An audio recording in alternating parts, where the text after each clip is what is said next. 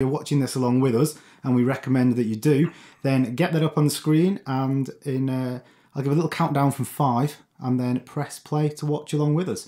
So 5, 4, 3, 2, 1, and play. We're underway. I'm here, joined with Steve Burns and Jim Trinker. Hello. We're not going to go full crazy comedy on this one. No, we'll just do some talking about it, about films, because you know Dave's worked on the big films. Mm-hmm. You know, all the big ones like Star Wars. If you don't know who we are, then working video games. We are a production company. Our host over there, David Mills, has worked on Downton Abbey, Star Wars, Game of Thrones, the lot. So hopefully he's going to tell us something about the production of making these films, or he's going to read it out of that Alien book that I saw him buying the other day. So I'm Steve Burns, formerly a video game critic. So that I may as well just admit that I just got out of prison. So was you, Jim Trinker. Yeah, former video game critic, so you know we're going to talk a load of absolute shite. Always loved how these titles fill in, though. How the geometry of it, basically. Yeah, well, they were originally to be made out of flesh and bone was the idea, and they changed that and gone for the kind of hieroglyphics. I don't believe that. There's quite a few things in here actually I don't that believe that. overtures of like Egyptian. Right, we're rolling. Everyone happy? Yep. Hello and welcome to Jim Burns and Dave's debut, not the director's commentary. Today we're going to be doing the 1979 Ridley Scott classic Alien. And we're going to start by pausing it on the 20th Century Fox logo. So if you're watching this along with us, and we recommend that you do, then get that up on the screen, and I'll give a little countdown from 5, and then press play to watch along with us. So 5, 4, 3, 2, 1, and play. We're underway. I'm here, joined with Steve Burns and Jim Trinker. Hello. Sorry. So, look, right, we're not going to go full crazy comedy on this one. We'll just do some talking about it, about films, because you know Dave's worked on the big films. Mm-hmm. You know, all the big ones like Star Wars. If you don't know who we are, then working video games. We are a production company. Our host over there, David Mills, has worked on Downton Abbey, Star Wars, Game of Thrones, the lot. So hopefully he's going to tell us something about the production of making these films, or he's going to read it out of that Alien book that I saw him buying the other day. So I'm Steve Burns, formerly a video game critic. So that I may as well just admit that I just got out of prison. So was you, Jim Trinker. Yeah, former video game critic, so you know we're going to talk a load of absolute shite. Always loved how these titles fill in, though. How the geometry of it, basically. Yeah, well, they were originally to be made out of flesh and bone was the idea, and they changed that and gone for the kind of hieroglyphics. I don't believe that. There's quite a few things in here actually I don't believe that. overtures of like Egyptian and hieroglyphic stuff throughout the film. Yeah. I shall point them out on our journey as we go along. This is good, isn't it? This is good. The score. Yes. Goldsmith's Well, I mean, let's be honest, pretty much everything about this film is excellent. I mean, it's pretty good front to back. So it's mad how this looks like the title screen of a video game, though. The sort of just it's like it's just circling the level. You're thinking of Alien 3. You're thinking of the video game Alien 3, or the video game Alien. No, but Isolation. You see what I mean, though. Yeah, you know what I mean, right? I know what you mean. So listen, right. When was the first time everyone saw this? Because I've never seen it. I think I was about 16 actually. I wasn't really young or anything when I first saw this. Really? But this is one of those films that's like a rite of passage if you've got you didn't have an older brother though, do you? No, I am Neither the older did brother. I, but I still managed to do it because I'm a real I watched person. all, like It and all that kind of stuff, but no, I don't know. Alien was later on. So I remember seeing the first about 20 minutes of this movie because it used to be on Sky Movies Gold all the time, and I must have been about 10, 11, 12. And so basically I'd catch about the first 20 minutes until my parents, when they came in from wherever they would come in and be like, what's going on here? The babysitter or whoever had just gone, what? And I was like, oh, maybe I'll be younger. They're about 9 or so. Anyway, so I'm watching it, and then just as they got to the good bit, off it went. Bye. Yeah. Sorry. I love this just slow owning. The Steadicam stuff. Is that Steadicam? Well, no, this won't be Steadicam. I don't think it's more likely to be a track and well, it depends. Let's have a look at the floor and the movement. Yeah. It is gorgeous, though. I mean, look at the size. Look at the scale of it as well. The size of it. Watching films like this from like the 70s always makes me laugh when people are like, but old films on Blu-ray will look bad. This looks do you know how they were shot? Like a lot of movies, when they're shot on... If you shoot on 35mm, then it will hold up forever. And in fact, that's what you do with films that you shoot on digital now. You would then, to keep them, you would store them on film. Says the man who claims to know. Yeah. Righto. But yeah, one of the things that I loved about this, like I was saying, when I couldn't get any further in it, like into watching it, was just how fascinating this. I must have watched this opening about 2,000 times basically before I was old enough to be allowed to watch it, because I lived abroad at that point, so you couldn't just pop down the shop and I couldn't get hold of even getting hold of VHS on anything was near impossible, really. But yeah, the production design of this whole thing, the influence, because everything looks real. Like, I mean, most of it is kind of stripped from aircrafts and that kind of stuff, and this whole film feels realistic. It's not, like your classic kind of sci-fi where everyone's wearing quirky costumes and all that stuff. It looks like it's lived in. It's space truckers, isn't it? It's practical. And I think, who was it? There was one of the guys, was it Dan O'Bannon or Ron Tree, that was saying that they're people like you and me, and the movie isn't fantastical in its characters. It's so markedly different to the movie dialogue of other... And to the latter films of the series as well. Yeah. I mean, they're at work, essentially. Yeah. So basically, they've been woken up in the middle of the night to go on an emergency call, and then they get fucked up. Imagine how pissed off you'd be. You'd be like, I just got out of bed for this. Like, come on now.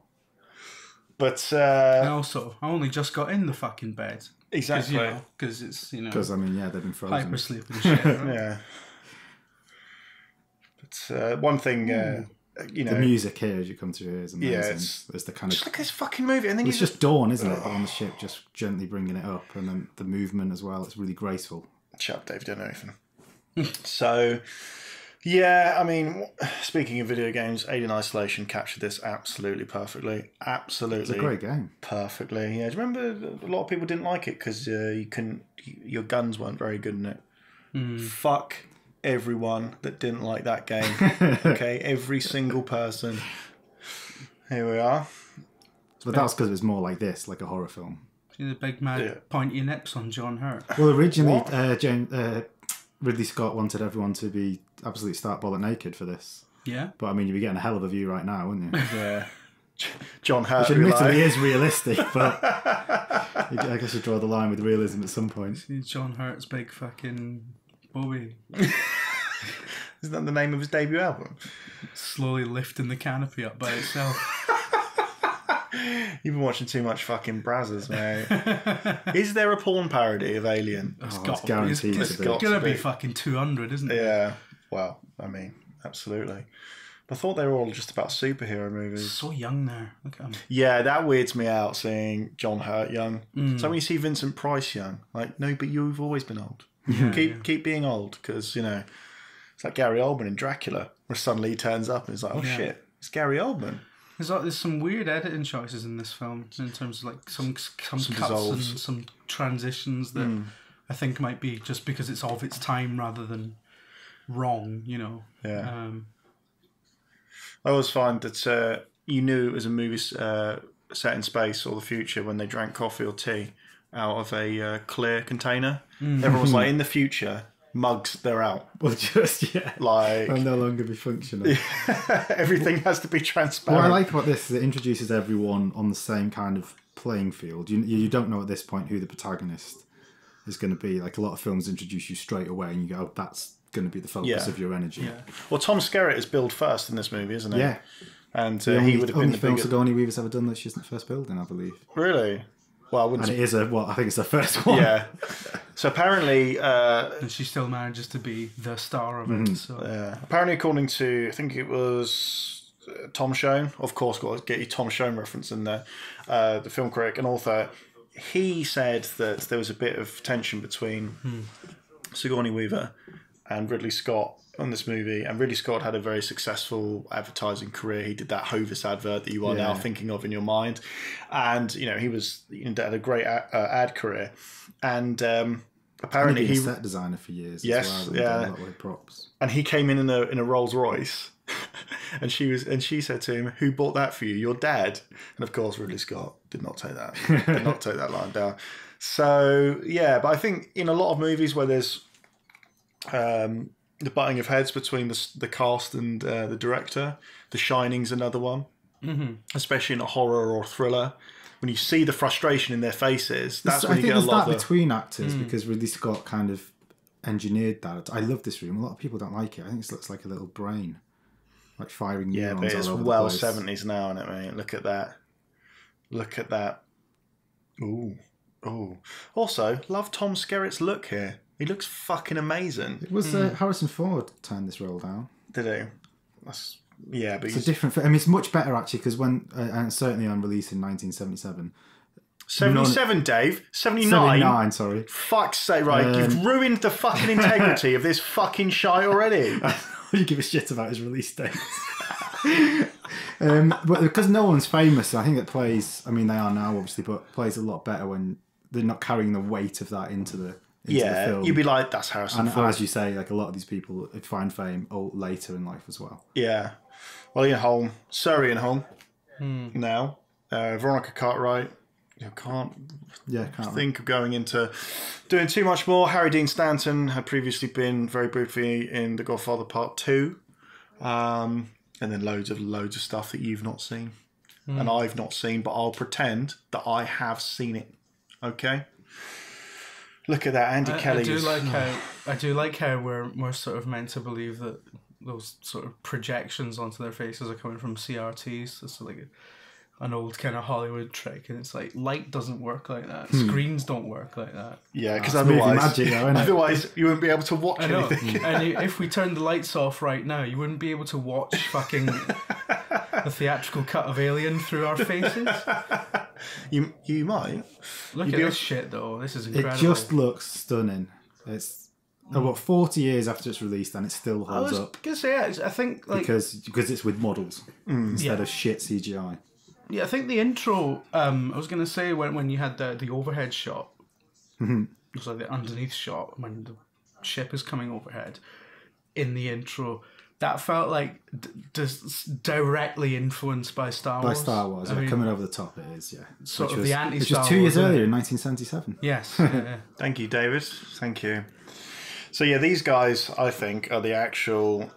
Not the heart of the movie, but Yaphet Kotto and Harry Dean Stanton. I love them. No, they're the droids, aren't they? Like these are the only people with a brain in their head in this movie. Like everyone reacts Veronica Cartwright's character does continually scream and is a little annoying at times, but she's got she's got her head screwed on, and she's like, "Let's get the fuck out of here." Yeah, but I mean, in terms of thinking, like there may be, they're thinking in it from a point of view where they're like, why are we doing this? Everyone else they're the ones that kind of vocalise that, look, I just want to fucking go back to bed. And these are definitely like at work, like, well, we'll be getting our cut, because if we're not getting our cut, I want to go back to bed. Yeah.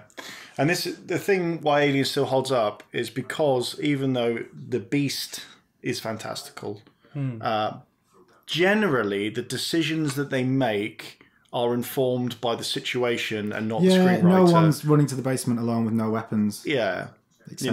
There's a bit towards the third act where Veronica Cartwright, Lambert's character, says, "Let's just get in the lifeboat," and Sigourney Weaver has to say it won't support 4 people. So it is. I mean, one of the big things where they thought that out logically as well was in the original script. They hit the problem of being like, well, why not just shoot the fucking alien? Like, clearly, why do you not just get a gun and shoot it?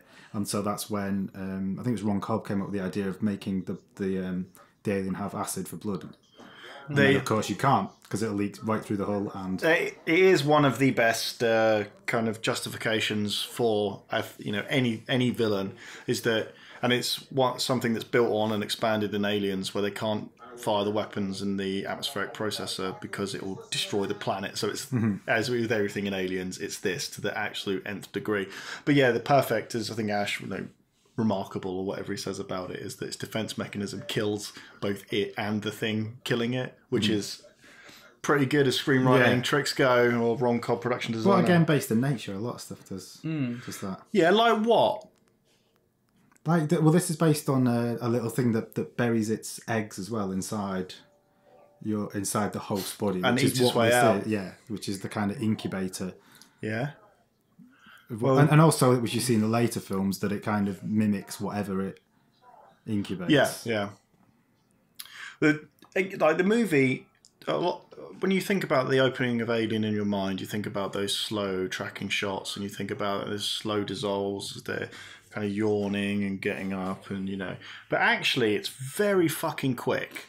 It maintains that, like, this could have been a B picture, Its premise is... Well, I think, he actually it's to says a that, degree. that it is that. He wants to take a B movie picture, but make it like 2001. Yeah. Which, well done. You succeeded with it. Yeah. So what needs to be slow, the establisher, basically, of them, is... But the picture moves along really quickly.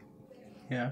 Like, now you'd be like, there'd be another 30 minutes in the modern, like...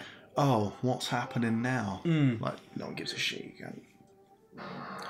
Look at it. Everyone will mention which fucking state they're from. Oh well. Yeah, all the characters will need a quirk. Yeah. That's what I like about this. There's no shitty subplots about, just getting over the death of my wife back home and all this stuff. Yeah. Like, it's just like pure storytelling. Because I don't mind those type of subplots if they come about naturally and link into the story. But I hate films that just take you off down those roads. Like you get the characters from the situation alone, their type of personality and what they are, which is how you get it in nonsense. reality. Yeah. No one introduces themselves to you by going, "Hi, I'm Steve. My wife's died. I've joined the army." Like, okay, good to meet you, Steve. So this is what she said about Scott's pitch. He said that Introduce these people, you twat. You said, who's the producer, said about part of Scotch's pitch. Scotch's pitch. Right, you fucked me now, haven't you? the most straightforward, unpretentious, riveting thriller like Psycho or Rosemary's Baby, or even the most brilliant B-level like Nightmare of the Living Dead or Texas Chainsaw Massacre, but I want it to look, and I'm going to do this, like 2001. And that's when they went, yeah, that's who we want. There you go. That's the boy. So, yeah, as you were saying earlier about some kind of art design stuff, production design, whatever, for Ridley Scott, is that it was his Ridleygrams, I think they call them, his extended storyboards, working with Giga and all the work that he was doing that got more money pumped into the budget. The budget was 4.2 million, and then Ridley Scott storyboarded it and showed him, and they went to like 8.9 or something. Which is, there's some good storyboards. Yeah, exactly. Shows you the value of not being a fucking idiot. And also, when you listen to the audio commentary on the thing from Ridley Scott as well, just how tight they still were. They shot this thing in 12 weeks. That's amazing. Mental. That is amazing. But you know what? I've never actually seen this movie. So if you guys could stop talking over it, that would... So I think this is 4 foot long, this model that's landing now. Fucking hell. Gorgeous, isn't it? Look at it. Look at that project. How can he fly that thing? She's got. I loved landing as well, because in pretty much all science fiction, it's always really just gentle and kind of flawless and kind of a throwaway thing. Yeah. Well, in a lot of Ron Cobb's production stuff is that and again the space truckers thing. It's not like 2001 where they have these like beautiful craft that just do everything like properly. It's like if you were landing on a planetoid that you probably would have trouble sticking the landing. Like think of the real Apollo 11 mission where they overshoot the landing site by fucking miles, and it's a miracle they didn't just smash it into pieces, because like, we've overshot the landing site, which was carefully chosen over a period of a year. So where are we going to fucking land? We're just going to land this where we can. And hope it doesn't explode when we put it down. Yeah, absolutely. Well, look, we fucked it, didn't they? Yeah, exactly. I love just the constant level of smoke in this throughout the whole thing, on the ship, on the planet. Essentially the whole thing takes place in 3 locations, doesn't it? Yeah. But it feels bigger than that. It feels massive. Much bigger than that. The thing, apparently Ridley Scott loved, maybe still does, shooting smoke. Apparently he went behind schedule on Blade Runner after 2 days because he was shooting smoke every day. And you can see it's shot on anamorphic lenses with all the flare you're getting when you look directly at lights. What does that mean, Dave? Come on. Well, this is why you're here. Basically, you get... it brings its challenges. You can get a lot wider and stuff, and your image is incredible with it. But they're a pain in the ass to shoot with, especially for focus pulls as well, because there's a lot more glass. And if there's a lot more glass, then your you've got to be wider open in order to see everything, and yeah, it has challenges. Shit, Dave, you actually know what you're talking about. I've never seen this movie, and Jim's fucking asleep, so you're going to be... So there are people out there, and I don't really know what's wrong with them, but they prefer Aliens to Well, Alien. wrong, aren't they? And they are. They're just wrong. I mean, you can... Yeah, Alien 3. I mean, fine. I mean, Aliens is a fine film, but I mean, it doesn't have a tenth of the sort of the artistry that's gone into this. It's a James Cameron film. Yeah, I mean, I really like it. It's not to disparage it at all, but No. it's a different thing altogether. Yeah, but look how pissed off everyone looks in this movie all the time. Yeah. They're like plumbers. They're on call and they hate the person that they're dealing with. Yeah. It's like if you call the British gas man out at 3 o'clock in the morning, but instead of getting in his van, he has to take a flight to the moon. Imagine how pissed off you'd be. They all look like you. What are you talking about? They all look pissed off also. Are they on the pizza diet? Space pizzas. Space. Well, in like the context of sci-fi, space pizzas are like microscopic, and then you laser them, and they turn into full gourmet dinner. Yeah. But yeah, Ian Holm's another guy you should never see young or younger. I think most people these days, if they were new to the film, be like, "Oh, it's the guy from The Hobbit and Lord of the Rings or whatever." You'd be like, "What?"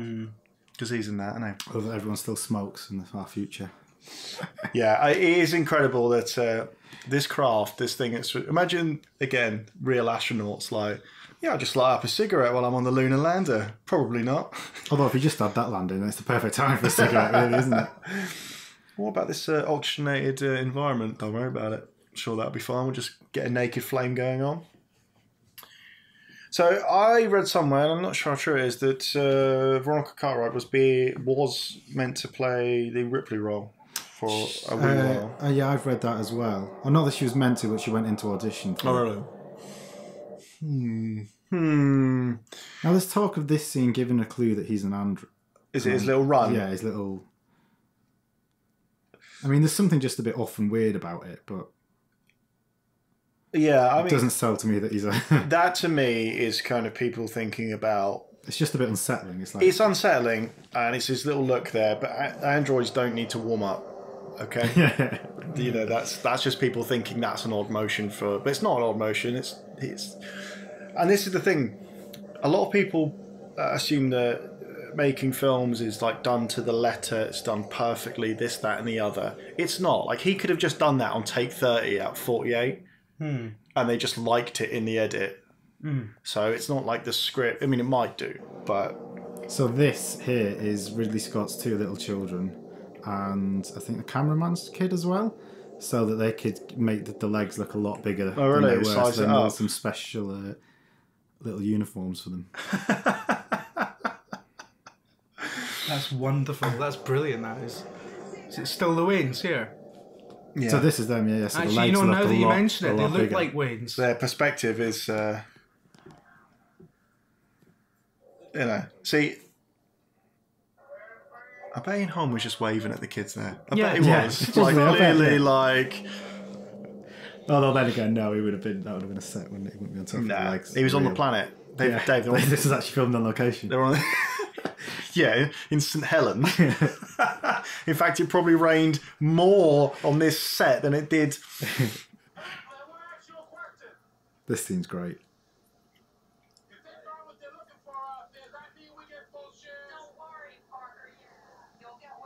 So It bad. sets her up as someone not to be fucked with.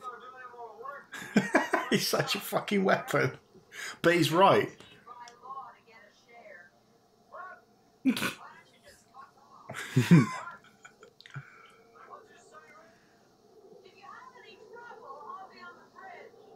When he just turns it off in a There you second.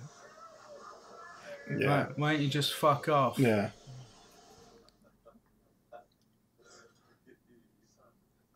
No.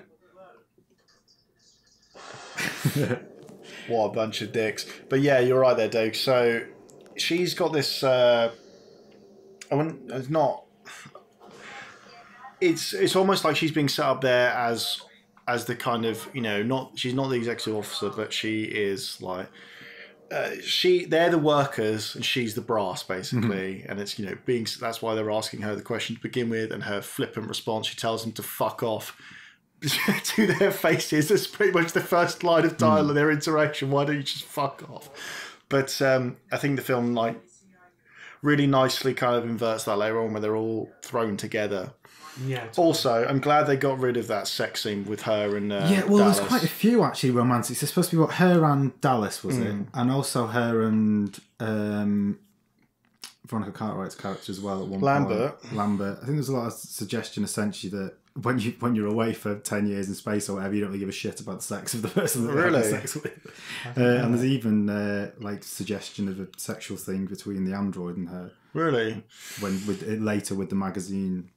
Oh yes. Well, I think of all the mainstream movies that I don't think there's anyone other than Stanley Kubrick and maybe one other whose movies have had so much written about them than this one, in terms of Dan O'Bannon, who wrote Dark Star while he was at I think USC, and John Carpenter directed that. It's pretty much the same setup. Thing gets on board, but that's a comedy, and this very much is. I mean, actually, this got really interesting roots in another film that everyone should check out. Was Jodorowsky's Dune, an adaptation of Frank Herbert's novel that they were trying to make and writing at the time, and then that all collapsed, and he went to stay with Shusett, and they were talking about ideas to develop, and he had an idea for I think the film's called Memory. The first half, and then I think Dan Shusett suggested melding that with a film idea that Dan O'Bannon had about gremlins, essentially get onto a World War II bomber plane, and then Star Beast was born to later become Alien. But they changed a lot as well because from his scripts. Oh, they're all British, aren't they? And they all talk in ridiculous. But there's also no android. There's no. I mean, Dan O'Bannon fucking hates the inclusion of that. Or the droids. Yeah, absolutely. Well, the android should say. Yeah, I think with Alien, there's no way of divorce. The beauty of it is, like we were talking about the B pictures, but it's smarter than that. It's much smarter, obviously, but there's no way of divorcing what some people read into Kubrick movies, for example, like The Shining, where people are like, this is about Nazi Germany. This is about America getting off the gold standard. This is about the genocide of the American Indians. This movie is about rape. The people who created it talk about that explicitly, but a lot of films pay lip service to it being about a bigger idea, and then really they don't follow through. In Alien, it's woven quite literally into every production element. The doors here, so phallic. Yeah, it's just a lot of cocks and vaginas and an occasional spinal column. Yeah. And the fear, of rape, and I think Ron Shusett and Dan O'Bannon talk explicitly about male rape, and so it has, it's to convince 20th Century Fox, a very mainstream film, studio, to make this movie, to have that, to be quite upfront about that, is, I think, an incredible achievement.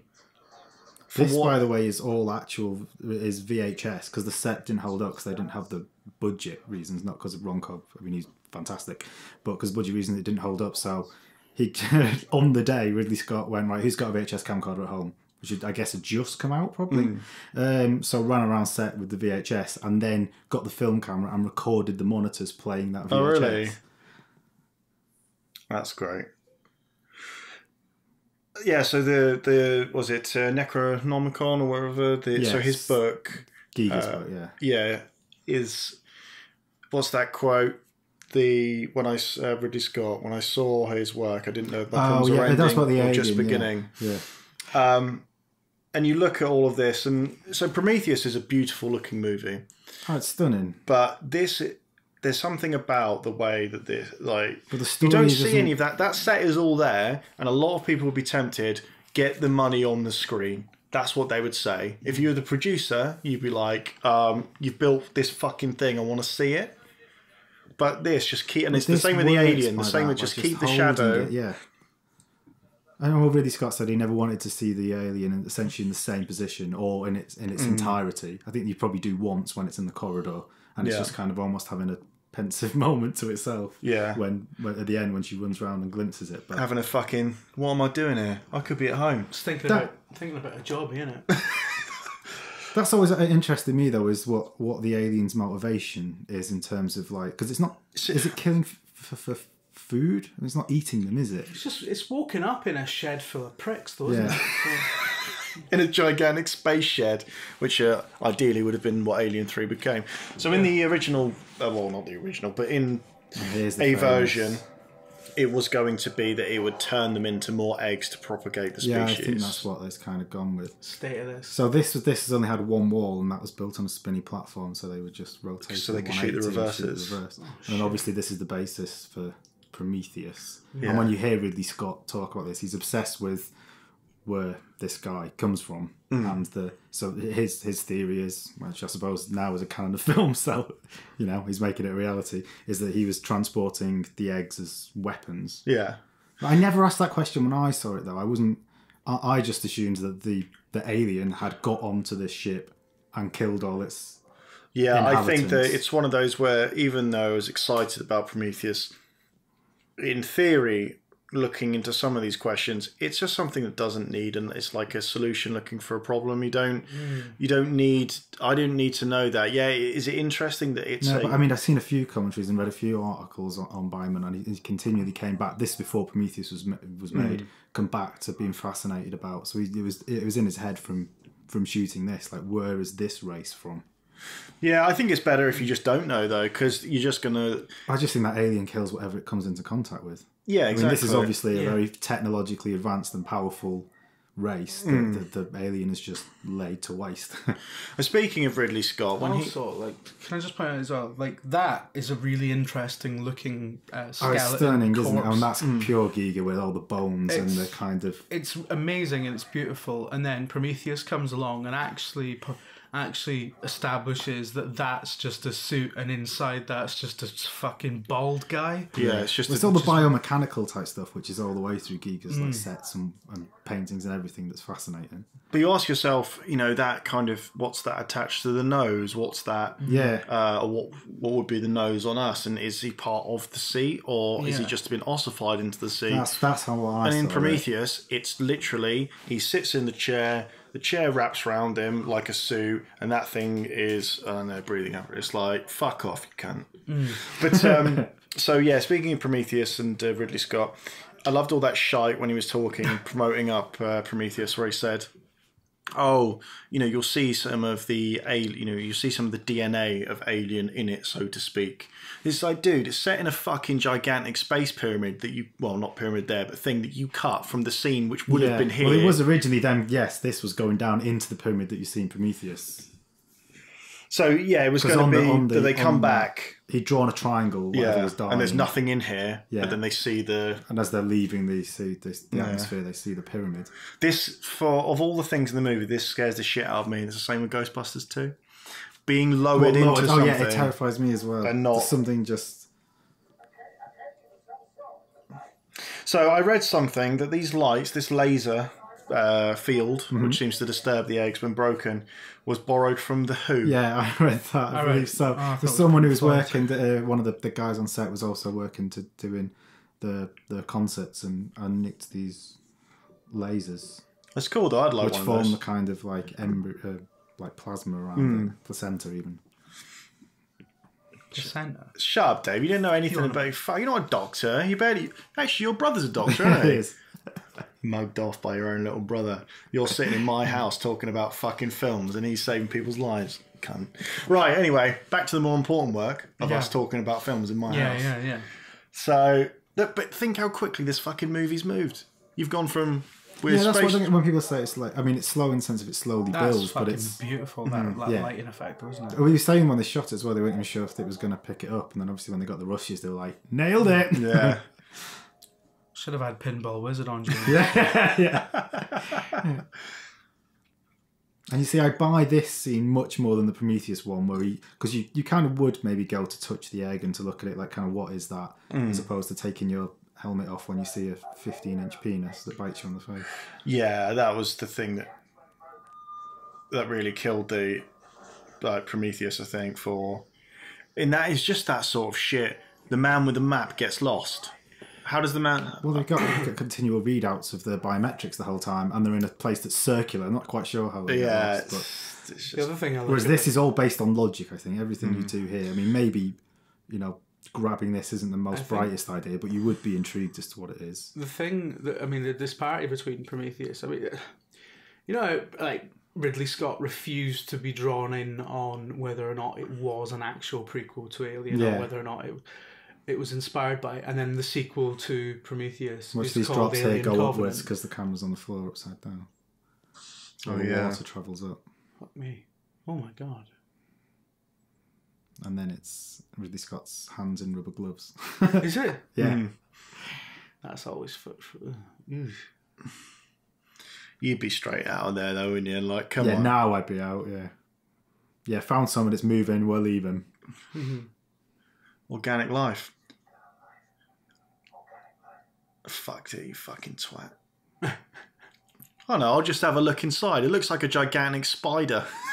I love how everything's worn, like the helmet and stuff. Oh, here we go. Oh. Look at that. This is all like cow stomach and... Is it? And then the thing that jumps out is sheep's intestines with like pushed through them. Oh, really? Well, that's the end of the movie. Basically, it falls off. Yeah. He realises he's fine. And he just goes home. Yeah. And then the giant sex toy is... look at the fucking state of it. Christ. Yeah. So... Sorry, just saying about Prometheus. The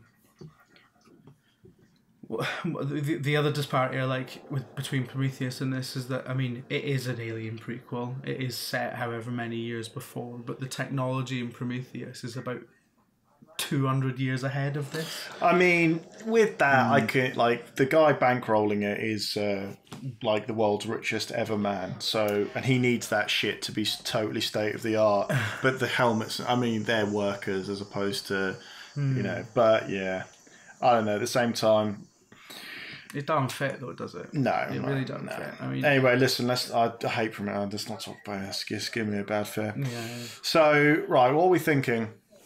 Well, now, I'm thinking here that she's been very logical and saying absolutely not. You're not getting back on the ship. Oh, you come back from the alien ship and he's got something attached to his face. Yeah, definitely no. Shall we? And this is good. I mean, I had a little scene earlier where there was a little bit of tension, but then obviously the tension between them ramps up here when he opens the door and. The problem is that the rest of the movie isn't realistic, not because of the 8-foot star beast, but because if you were Ripley, you'd have no other dialogue than just screaming about how you were right.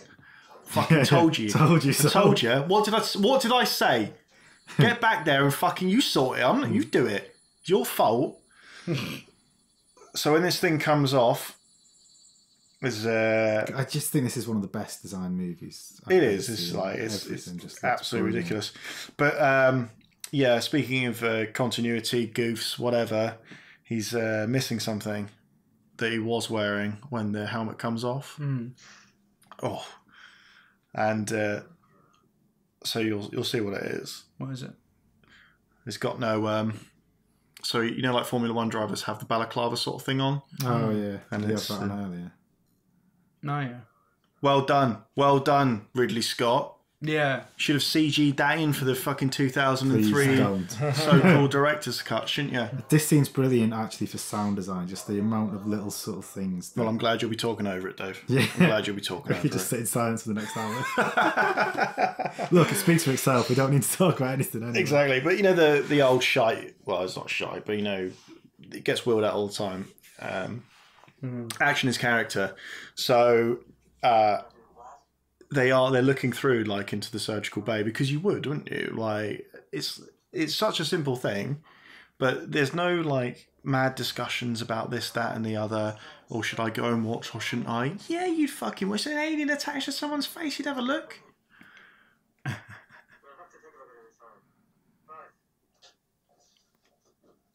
That's horrendous. It's horrible, though, isn't it? Yeah. I always thought it was a tragedy that, you know, people's default for crossovers for this was Alien versus Predator, when I think Alien versus RoboCop would have been way more interesting. Alien versus Predator could be a fantastic film. I mean, it's not. Yeah, I mean, it is. It could But be. as I say, because you know what the motivation of the Predator is. Yeah, I've always been interested in what maybe just survival, just kind of reproducing. Like all nature. Look at that. Look at that. It's a 70s movie right there. Look at that light. I mean, here's where it's really 2001. Giant space baby, but it's instead of being outside, it's inside. There you go. That was the pitch. That was the pitch. Oh, here we go. The corporation speaking. What's it doing? It was originally meant to be wrapped around his walloper. Yeah. Yeah. That's in the book. Check the book. Yeah, the secret alien fucking Cliff Notes book that Dave keeps on sloping off to the toilet to read. Yeah. He got his phone out on fucking Wikipedia or IMDb goof section. Oh, this is the bit where Sigourney Weaver's nose. Actually, there is a bit that's. Anyway, listen. I love what I love as well is that they're like, so this thing attaches itself to the face. Let's go in there and have nothing on our. Not that it would matter; it would burn through it, but. They haven't even got goggles on. Here it is, look at that. Mate, it's that. How'd they do that, Dave? That is actual acid, but going through like polystyrene. Styrofoam sort of thing. Styrofoam, yeah. Shit. Which, an unbelievable amount of sets. Not actually in this film, but most films, a lot of it is built from that. Which is why you're not supposed to lean on anything. You find yourself 16 hours into a day leaning on something going, oh shit, that's not real. It looks real. Well, didn't a lot of Giga stuff was kind of carved out of styrofoam as well? So that's how. Yeah, there will still be loads of this. It's a staple of kind of art directing, especially in films. Which I always find a problem with a lot of feature films is when someone like throws a heavy rock that's always made of styrofoam and light. Is that quite often it's seen actors and like that you can tell that weighs nothing. Yeah, they're not. So, Dave, from a production background, you've worked on a lot of very expensive movies. With this sort of production, making all of this, like all of these backdrops, it's so incredibly practical in its effects. What is the challenge there? Because these sets can be, they look big, but they can be small. It gets that hot. changes job to job. To be honest, I like the way that Ridley Scott did it on this. And essentially, there are 3 studios at Shepperton. And they just built. I mean, art department will always go in way before you start filming anything. Certainly when it requires you building an actual ship. But I think that a lot of this is actually kind of a working set. It's all built and fixed because I mean, a lot of it's just so heavy anyway that you couldn't start moving it about. But also, it gives that a real kind of lived-in quality. Yeah. It's functional. You go down a corridor that leads to something else rather than you're in. But then that presents its own problems because you want to shoot one way, and if you've got actually say a fixed corridor that's made of metal, you bang up against it, you can't move it. Whereas with sets, the idea is that you fly a wall out, so then you can get your camera wherever you want, and then you turn around and fly that wall out. There you go, Dave. There you go. There's some insight for you. Look at that shirt. I want that shirt. Get me. Next Halloween I'm going. Ridley Scott says that he picked that up in kind of a tacky place somewhere off into the middle of the galaxy, that there'll always be shitty gift shops basically. So there's actually throughout the film you can see little tacky gifts that he says, well, there'll be gift shops wherever you go in the galaxy. So yeah. I like that idea. Fucking hell. Yeah, like Ridley Scott is Space Poundland. And again, commercialism, which I love because I mean when this is made, and again in Blade Runner as well, the idea that corporations will be bigger than countries, which I guess is kind of science fiction in 1977. I think it's pretty much just fact now, isn't it? With things like TTIP and all that terrifying things that's going on. Yeah, I mean, we're living in that. I think world. we're in the transitional period now between like nation states and corporations. Tell a nation. Yeah. Yeah, because I mean, I think we are headed to a point where it's just like, you know, Coca-Cola companies. Well, yeah, because you've got globalization and they're not necessarily tied to a country, and then the Mayfair set the Adam Curtis documentary talks about that, about how the market, and so... Here's some more Egyptian little symbols there, the little blue Dave, what have Egyptian symbols got to do with the Mayfair set? What? Don't even know what that is. Shut the fuck up. Anyway, he talks about in the 60s and 70s, that transition just not starting, but the genesis of it by the markets being deregulated, and then the government realizes they don't control their own country anymore, and this is just that to the absolute nth degree. Like, so it's meant to be. So Wayland Yutani isn't Yutani Ridley Scott's neighbour's last name? I heard that, and then I said that it was debunked. Really? I don't know what the truth the is. Wayland is very definitely the British Leyland Company, or Leland, depending on your pronunciation, who used to own Jaguar and Land Rover, and they still make those massive trucks. I think they're the biggest truck manufacturer in the UK. Those big transportation ones. But yeah, they were like a very big firm that was itself made out of a merger between two other fairly big companies. Well, I mean, when you look at companies, there are essentially, 5, 6 companies in the world? When you break it down, yeah, into that chart of the one is... of all the stuff like 5 or food, 6 drink, companies in the world, and they're all Disney. PepsiCo. Yeah, but even Disney, Disney's a Schweppes. tiny little part of another firm. Yeah. Even though that's a massive conglomerate that obviously Yeah. owns a huge amount of things. Yeah. That's then got a parent company. Yeah. Has it? Yeah. Fuck me. When's Disney going to buy Warner Brothers? Just complete the set. Ridley Scott. Sorry, carry on, Dave.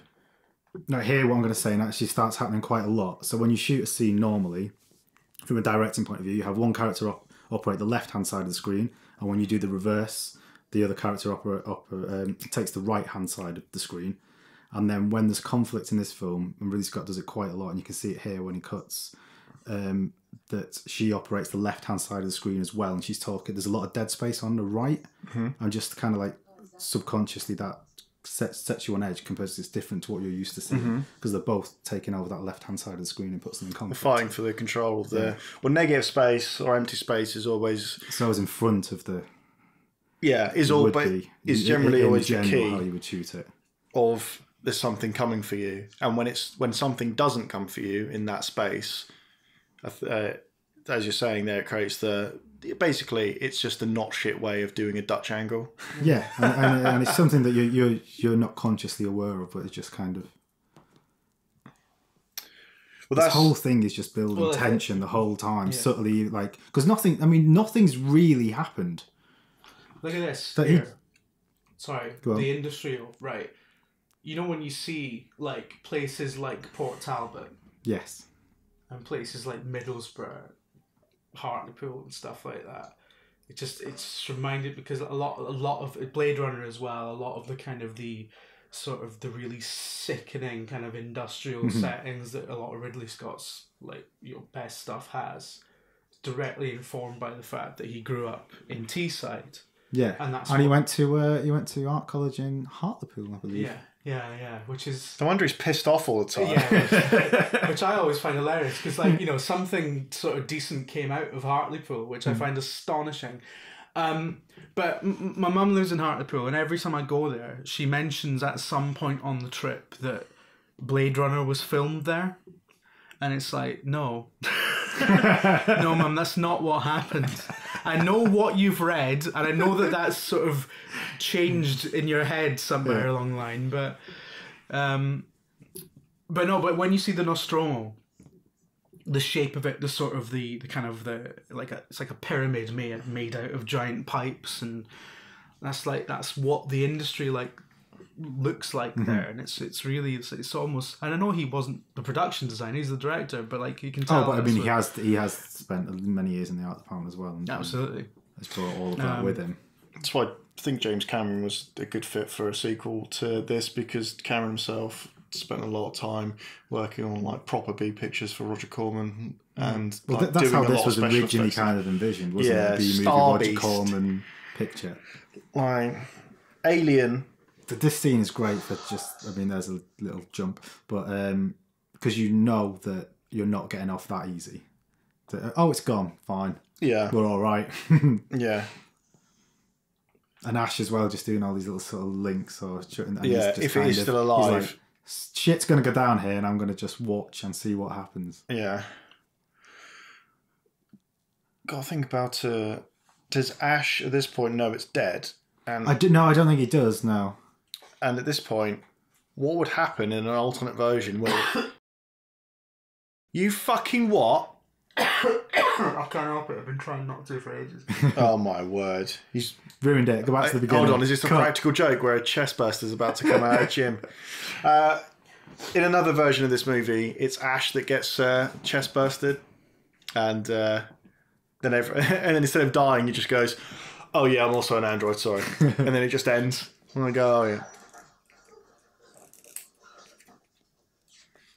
I mean, it has a weird life cycle, doesn't it? Yeah. That's one way of putting it, Dave. Well done. Dave's review of Alien. It's a bit weird, it has a weird life cycle. What I love especially here is this close-up of all this horrible stuff is, well, if you eat seafood, you've eaten it all, because it's all oysters and clams and... like. No, really? Doesn't look that appetising, though, does it? No, not really. Should we get any face masks or facial protection on, seeing as we know it spurts acid? Don't worry, guys. Don't worry, we'll just have a look at it. I mean, to be honest, if you're putting on a little... that's supposed to protect you from... Listen. Look at that. Because you can't fake that, basically. You can't make a prop that's organic like that. I know. Yeah, as we well know. You'll see that soon enough. Yeah, don't fucking tell them stuff. Don't fucking tell who stuff. They're not the police. Don't tell them stuff. I'm not fitting myself up. Don't tell the pros. You know what? I thought about saying that and then I didn't. So well done. You've gone further than me. Nah, you weren't going to say pros. Oh, you're in danger. I would have said proletariat. That's what I did. You would have said plebiscite. I would not have said that. I would not have said that.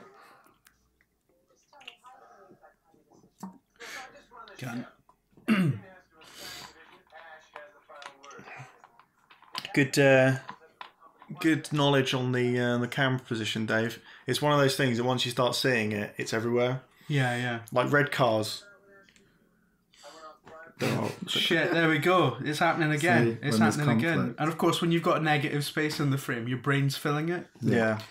So, what could be coming up behind him? And you do that a lot with this film, actually. Once you know the alien's here, you start looking at all the pipework all of the time. Well, we've got to go and make sure that he's had a poo.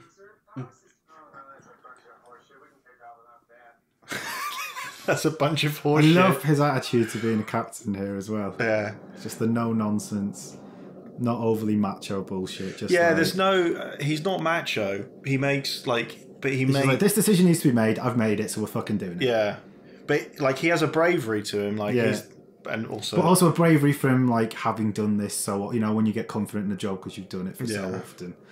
I mean, it's a bit stupid that he decides to get into the only space where he can't see behind him and in front of him at the same time. But, that's by the by, isn't it? Thick bastard. Yeah, fucking... Yeah. Oh, Dallas, you little bean. So, off we go. The magical light show returns to orbit. It's a beautiful lit film, isn't it? I think this is... I think two other films after this. That was it. He stuck to commercial. I think Macy went and fucking doing that again. Really? Yeah. What, the director of photography? Just went, I'm out. Yeah, done Fuck with that, all this mate. shit. I would earn more for just shooting Pepsi adverts. Derek Van Lint. But the focus puller on this, Adrian Biddle, goes on to be the DLP for Aliens. Oh, really? I did not know that, Dave. Anyway, Dave, you're the guy that's ruined movies for me now, because anytime I see... I'm always thinking about the focus now. So anytime anything's out of focus, I get really mad. I mean, he does an incredible job in this film, given how difficult it can be. I remember reading that's pure fucking Star Wars. No one gives a shit about you remembering anything. This is better than Star Wars, though. They're putting out their fact. Yeah, it is. Those are the facts. Better than A New Hope? Yes, much better than New Hope. Absolutely. It's better than the other one as well. Empire Strikes Back. Phantom Menace. Empire Strikes Back is better than New Hope. Right, what were you going to say? Some fucking mad anecdote about Hartlepool or Blade Runner or no your anecdotes old about bar? Hartlepool. No more.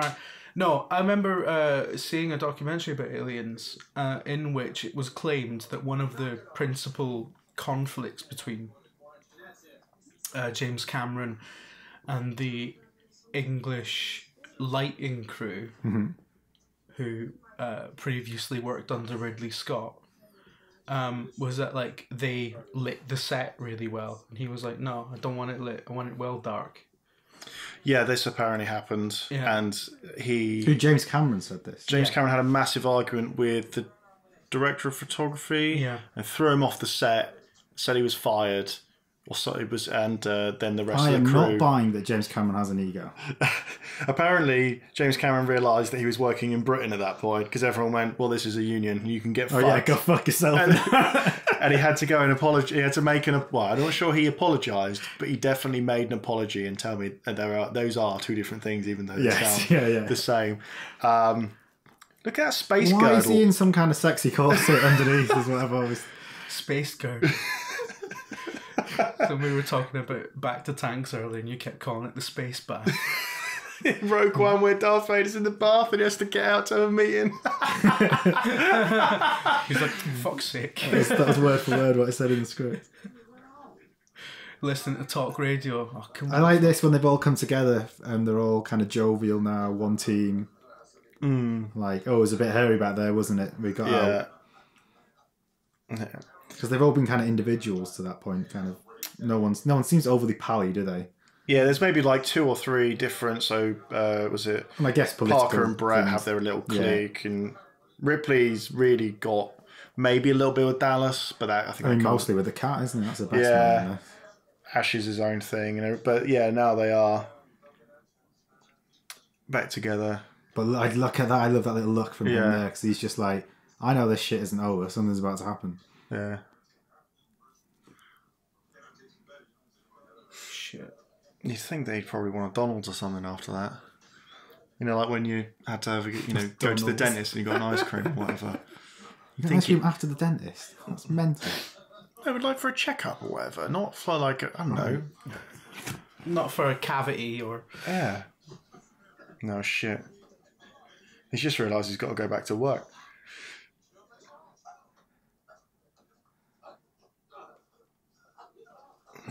Yeah, watching this back, it's the some of the hints of Ash. They're like the last person up. He's meant to be the science officer. Doesn't give a shit for like the first 10 seconds of that. Like, oh, is it? And then obviously this is one of the greatest scenes in cinema history. Yeah, pretty much. They toned down the blood, I think, for the actual release because I think Veronica Cartwright gets about 6 pints in her face when it goes off. Yeah. Isn't it that he didn't say exactly when it would happen, so the reaction... Well, they knew it was because there's like 4 cameras covering this scene, and then they don't tell them what's going to happen, and then all the reactions are... One of my favourite things about the start of this is that for the first 2 minutes, he's trying to stuff a spoon into his mouth. Well, he's trying to prevent him biting off his own tongue, isn't he? But, I mean, those reactions are incredible. Just grab it there. It's tiny. Oh, yeah, you first, mate. Grab it there. It's got tiny metal teeth. I suppose he is. Because then he might, it's logical because you're like, well, it could spray acid all over us. And that's fucking crap. Yeah. I'm sorry, that's shite. Well, I mean, it's that bit in Spaceballs. Yeah, exactly. He's going to get a top hat and start fucking shit. Who's going to tidy this up now?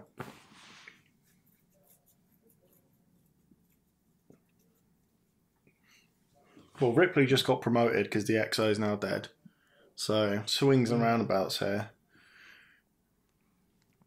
It's just like, again, that it just punctuates with this slow kind of movement through the halls. I think it was a lot of this stuff which got snipped for the director's cut, or Ridley Scott said it was for marketing reasons. It's called director's cut, which has which is, I think, shorter than this version, or runs around about the same time. Because people wanted to see the egg sequence, the other part of the life cycle that wasn't in the theatrical version, but had been long rumoured that there was a scene where, Ripley goes. I remember reading something. There's a resource online. We'll have to put it in the description because it is really good about Alien, all of the stuff, and you can find loads of great concept art for all the movies there. And like it's got scans from magazines from 79, 80, 81, where people have found out that this scene had apparently been shot, and it was like a mythological thing of, well, it was shot apparently. So when people say it was shot, what they really mean is there's a chance I may get to see it. And so all those years later, he decides, right, fine, come on then. There was a scene where there's a little kind of bubble on the roof that the sex two bubble. people, the sex bubble with the get disturbed by the body floating past. Yeah. I was like, that would probably have ruined the tension. Yeah. I know sex and death are very interlinked, but it could have been funny though. It's a little far. It's a bit far show that though, isn't it? Bit modern toss, space sex. Who was shagging in the space? Dallas and was it Dallas and Ripley? Or so I hear from my spies. And by spies, I mean people who wrote a book about it. I want one of those caps, you know.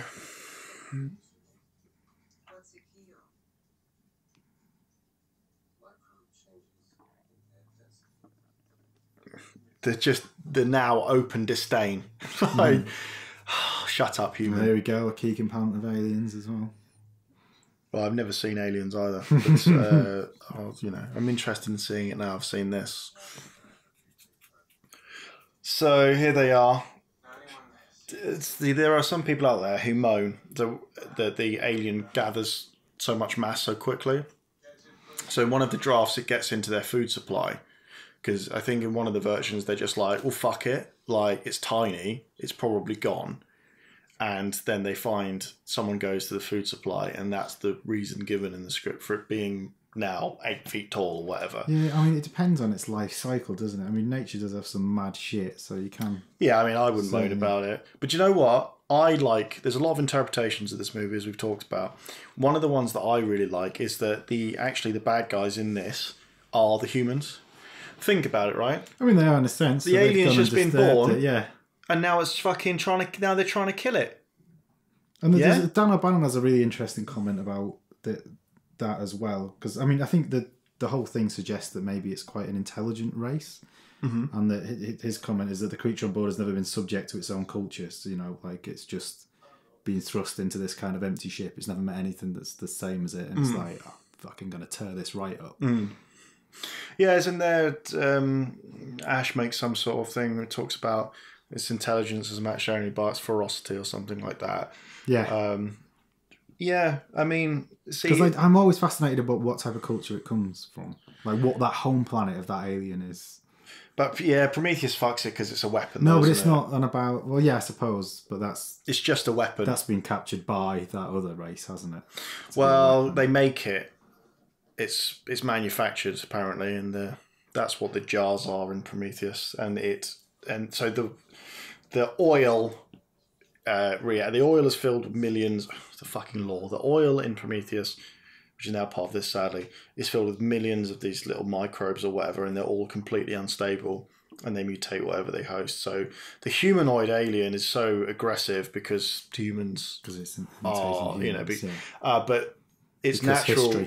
Yeah, but its natural aggression is matched by its by the human aggression of it, or some shit like that.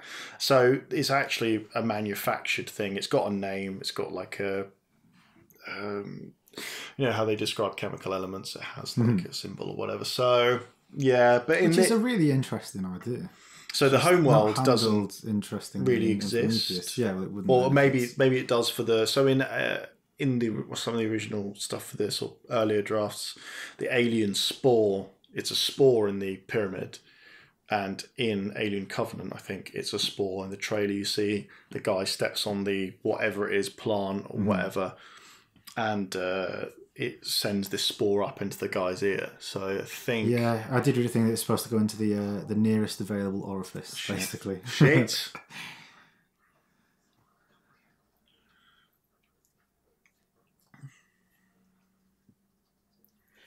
So we know Alien Covenant's going to be a big pile of shit, don't we? Yeah. Well, I'm doing the same thing with Prometheus. I'm looking at the poster and going, "Oh my god, it looks amazing." No, and I'm then not hearing doing it. things going, I'm not "Oh doing no, it. it could be fantastic." When I knew Ridley Scott was directing this new Alien movie, I turned around and in 3D. No, but because and it's said not. it was going to No, be we shite. got Prometheus 2 is Ridley Scott. Alien 5, are we on? Is Chappie. It's Blomqvist, Neil Blomqvist. Yeah, sorry, but in terms of the Prometheus 2, whatever. No, I will not be. I will not be done again. No, I'm not. I'm interested to see what the next Alien isn't is. Alien Covenant Prometheus 2, or is that something else entirely? Yeah, it is. Yeah. Yeah. So what's the Blomqvist one? Some fucking shite with No, I thought that was- Sigourney Weaver, isn't it? Isn't that one the one that's meant to carry on from Aliens? Yes, I thought that was because that's the Blomqvist one that pretends that I think 3 Because and Thingy's in Resurrection this don't one, innit? exist. Yeah. You fucking idiots. Thingy's Yeah, in. Alien Covenant is Prometheus 2. Yeah. That is Prometheus 2. And Ridley Scott's directing it. It's going to be terrible. Right, mark down what time this is. You can cut all this nonsense out. Absolutely not. Let's just stay in. This is staying in. Dave doesn't know anything. Dave, I joked about never seeing this movie. You've never worked on a bloody movie before. I don't believe anything. Right, shut up. All that Shut shite's not out. This is out and it is brilliant. As is this room, which again I think is kind of Egyptian, as it looks like Tutankhamun. No, you're wrong. You don't. Or a cathedral with a light pouring through it. The main Stop talking shit. the main problem with Alien Covenant, while we're on that, is that Danny McBride's in it, and I just won't be able to think of anything other than Eastbound and Down. I mean, it's called Alien Covenant as well. Yeah, but like they called the sequel to this Aliens. I think that's brilliant. It is brilliant, but at the same time, It's taking the piss a little bit, isn't it? yeah. What are you doing? What are you doing? So anyway, oh no, it's not gone well. It's a fucking cat. Is that a good cat? Yeah, that's It's Jonesy. yeah, it's a good cat. Oh shit. You just be like, oh, it's gotten a lot bigger. I should probably fuck off then. The cat can fend for itself. How fucking sweaty that guy is. He's always sweaty. He's got a big sweat on. It's your dad. So this is another thing that Ridley Scott had to fight for was this room. Because I guess quite logically people are going like, why the fuck's it raining on a spaceship? It's like, condensation? Yep, sure. And for the chains as well. Well, the chains work brilliantly, I think. And you still need them in the future. Unless you're in the Star Trek universe of transporting things. Yeah. The chains are really Mortal Kombat 2. That's what I say. That's why the Star Trek universe is really good. So that's a leg, isn't it? That's one of the landing legs. Yeah, I presume so. Look at it. You just wouldn't go in. Here's the thing, right? What skin has this guy got in the game here to go after? Is it his cat? No. You just be like, nah, you go and get your own cat. Yeah, you get fucking Jonesy. I am not going anywhere where I might get jumped on the face by a little face exactly. that turns out is now way bigger. You're like, fuck this cat. Exactly. It looks amazing though, this. Yeah. And the sound as well. Just ratcheting up the tension. I'm honestly just glad the cat lives. Yeah, humans are all scum, but I've got a real problem with animals not living. There you go. So... Dogs can fuck off. Shut the fuck Dogs up, are better mate. than Shut cats, the mate. fuck. Yeah, they are. Fact. No. Absolute. Scientifically verifiable fact. Yeah, there you go. Dogs are thick as fuck. No, I mean, I'm not saying they're not my thick. dog can speak Japanese, you can't. My dog speaks better English than you do, absolute fact. It's not true though, is It it? is true. It's not true. It is true. He's actually been puppeting me this entire time. He's still sweaty. Oh, look at him. He's wet now, isn't he? Yeah, but it's not the good. It's not that kind of fresh wet though, is it? It's that sweaty fucking Space wet. space wet. Space wet. Yeah. He's been in a And this tank. is a German Shepherd behind a board. Because dogs are dead good to get this reaction in a minute. Is it? Yeah. Yeah, you see the cat doing that. Look at that. And then, oh. So the way, see, It's so brilliant because even though it is a man in a rubber suit, it isn't, is it? In any way. That cat's like, you can fucking... I love the cat. Cat's probably dead now. so the way it moves, The design of that is just... oh mate, you fucked it. The I way it love moves, that shot of the cat just watching, like, just a creature watching another creature. oh yeah, see, cats are evil. It's amazing. They are evil. They're always thinking. They're sarcastic. No, what the fuck is the cat supposed to do in that situation? Like, intervene? But I want to see that film. excuse Aliens me. versus feline. Actually, I think the cat should have called the police. Like, of course it's going to fucking sit there. It's a cat. Yeah, well, Oh, they're ambivalent at the best of times, man. Yeah. exactly. But the alien moves really gracefully, and that's another thing. does. Like you'd It expect is when it comes beautiful, down even though- to Do you know make a what? loud thud, but it doesn't. It just Yeah. It's just very- almost yeah. silent, and then it's Balletic. no real. And later on, there's a scene when I think it's Lambert is about to be killed, where they call it the waltz scene. I think fans call it, and the alien turns around and it's got its arms outstretched. Oh, yeah, the kind of hug. Yeah, and it just in the sequels it moves a lot quicker, but generally because there's in Aliens there's more of them. So, but in this it moves with a I mean, it doesn't With a have to move deliberate- quickly, does it? yeah. What are you going to do to hurt it? I mean, what I love about that shot we just saw is over it coming down and then up again into the frame. It's like it sort of moves like a slinky almost. It's like Yeah. I tell you what, so the kind of reveal folds in into Alien one, Isolation as well is absolutely brilliant. And it comes out of the roof for the first time. Do you know what? Actually, just to make you know, you're criticising the cat for sitting there, fucking staring at that attack happening. I didn't say that. If that was a dog, the dog would have ran out and tried to give the alien something to play fetch with. What the fuck Yeah, are you just letting the human escape because Exactly. it's man's best friend. Exactly. Or women's best friend as well, because they're everyone's best mate. Exactly. They're not cats. They don't like cats. Cats are well good. So we're off back into just flying around now. Star Wars again. Wait. Get your own shots, Ridley. Yeah, ridders. So Do you think George Lucas watched this and every time this shot happened, he's like, "You can't." And then when every other scene happened, he was like, oh, that's how you do it. oh, that's how that's done then, is it? George Lucas is like, "Why are people saying things with their faces? What's this?" There is very little dialogue in this, though. It's brilliant. No, it doesn't need to be, does it?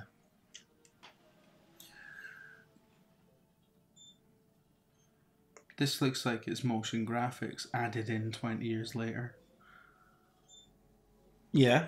It looks shite, don't get me wrong, but Yeah, it might be, actually. because that it looks quite new. That Yeah, I'm sure the original text was a lot smaller as well, because it would have been on a screen. If you get me, you feel me. Right, here we go. It's time to ramp this fucking movie up, because it's been quite low key so far. This is a great tension building device as well, just having the beep of when you're near it, and used brilliantly in Aliens as well. Yeah. This as well is great set building. So all these corridors are one long set that they just repeat. Oh, really? And loop, yeah.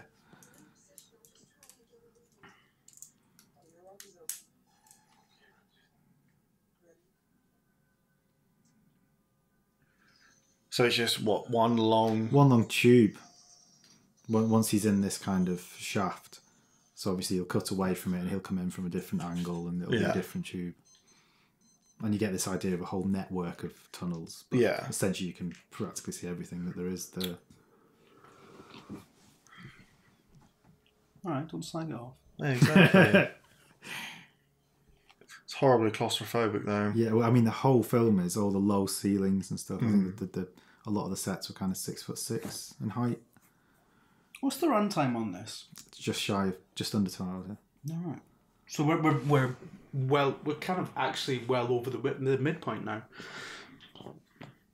Quite. I mean, this is the kind of the quarter, so where everything happens, because the final kind of 17 minutes or so is again Ripley Yeah. on her own, and it's all back to Yeah, it's. I think that the same is true with the sequel and also with Predator.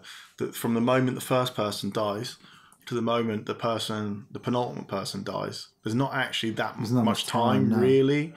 I mean, Aliens in many ways is totally different, but also exactly the same film. Well, there's an hour where they do nothing apart from talk, land, have a look around, Send someone out to a spacecraft. Like most of the Marines are killed. Like 3 of them die, I think, instantly in like the explosion of the magazines and everything underneath the processing unit. And then it's like, okay, so how many? Well, 4, 5, and then there's that. I find that quite interesting. I've always loved the idea of essentially giving, which I guess Alien and Aliens maybe is this example in some senses. If you gave like 2 directors the same script as such, I mean, you'd never do it because of the money involved, but and allowed them to do their own drastically different versions of the same subject. That kind you have this as the kind of, well, I'm going to do it as a slow, tense horror approach, and James Cameron going, I'm going to go for the action approach to this. Well, that kind of happened with Superman 2, didn't it? Because there's Dick Donner's cut, and then is it Richard Lester's cut? So there's 2 different versions of it, like by 2 different directors, and they are markedly different. The mad thing about that one as well is that people go on about the Richard Donner cut. I like Superman 2, but only the Richard Donner cut. And it's like, Superman 2 is just a shit film. It doesn't matter which version you want. I don't know. All I know about is that Terence Stamp gets caught in cellophane. The cellophane S. Fuck! What does that even mean? I know. Oh, why didn't I just use this earlier? I mean, there could be a very good reason. I can't say I've seen it recently. The only good bit about any Superman film made thus far is the 4, 5, 6. Right, 6 Superman films in the last since 1978, right? And the only good bit was the opening title sequence of 1978 Superman. The best thing about all Superman films is John Williams' title score. Yeah. Yeah. Listen, stop talking about Superman now. No one wants to hear about that. Right. This is this the same universe. Is this where Dallas goes, look, I gotta get the fuck out in now, because this is bad. He says that to himself. Well, he says that out loud to everyone, yeah. You know what? I think I fucked it. Yeah. Yeah, one of the main problems of this movie, and it's not even a problem at all, it's just a bad shot, is the jazz hands alien in the moment, the reveal. Yeah, some people love that. I don't particularly like that one. There's 2 things I don't like. I don't like that shot or a cut that I'll show later on. But I mean, given that there's 8 million things that happen in this film, I think having 2 minor problems with it is quite alright. When this is... Oh, fuck that one. Yeah, that one. When this is projected onto a giant screen in front of you, like, everyone's pores in this film are like 3 feet across. It's like... Also, what I love about this is that imagine afterwards. So Parker actually goes in there to see what's happened. Imagine being like, right, so who's going to go in there then? Like, fuck off, mate. Send the fucking android. I'm not going in there. I know they don't know he is one yet, but...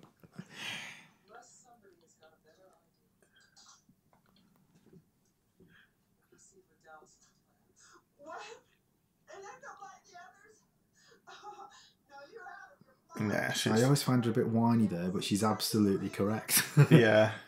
Listen to her. Yeah.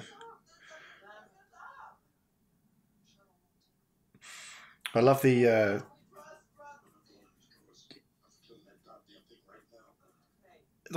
Ripley now in command actually takes control of the situation. Like, this is the genesis of the Ripley character that everyone actually really thinks about when they're kind of thinking, because mainly they're thinking... Well, she's the one who's there when the going gets tough, isn't she?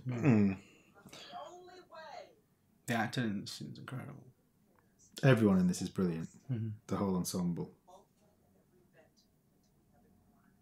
So, Dave, can you tell me why the top of Ripley's head is out of focus? You get drop off on the edges of lenses, especially on stuff like anamorphic lenses. Oh, Cam knows the answer, does he? Yeah? All right. One thing I've noticed about Blu-ray is that it often really exposes duff shots in old films. Like, there's some shots in Back to the Future. There's at least one or two shots in Back to the Future where it's like, did you even bother focusing?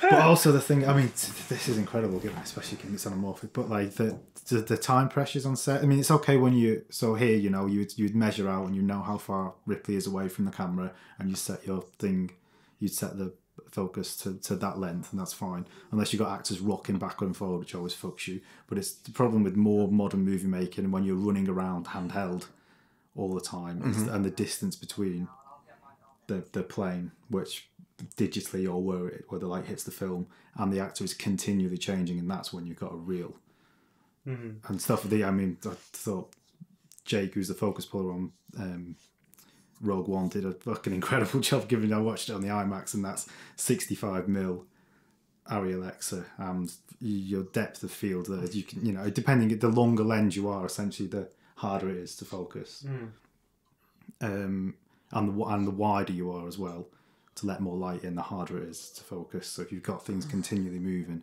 and especially if you blow it up to an IMAX screen, or you put stuff in slow motion, that's when because if you're out for half a second in real terms, when you're slowing it down to 48 frames a second or 100 frames a second, you're like, I'm out, shit, in, phew. But it's all right, Dave, because everyone just watched it on their phone. So, I mean, God, yeah. Please watch films in cinemas and not on your iPhone. Some brilliant keyboard shots. What? I like shots of people typing on keyboards with really extreme depth of field. It's always a good keyboard shot. What the hell is wrong with you? Dave's just given an incredibly intense answer to something that's very... Also, this bullshit here, the stuff on the screen, I don't know which version people at home are watching, but this is definitely added in. This is definitely, yeah, they've taken out the original. It doesn't even look the same as what's been projected onto her fucking face. So that's fucked that, really, isn't it? It's different font. And colour, but... Yeah. I get why you'd replace that. I think that's fine to replace that in latter cuts. Nah, mate, that's fucking mad George Lucas getting rid of guns for walkie-talkies. That and reveal for ET and where he's behind her is absolutely fucking brilliant. Shitting fuck.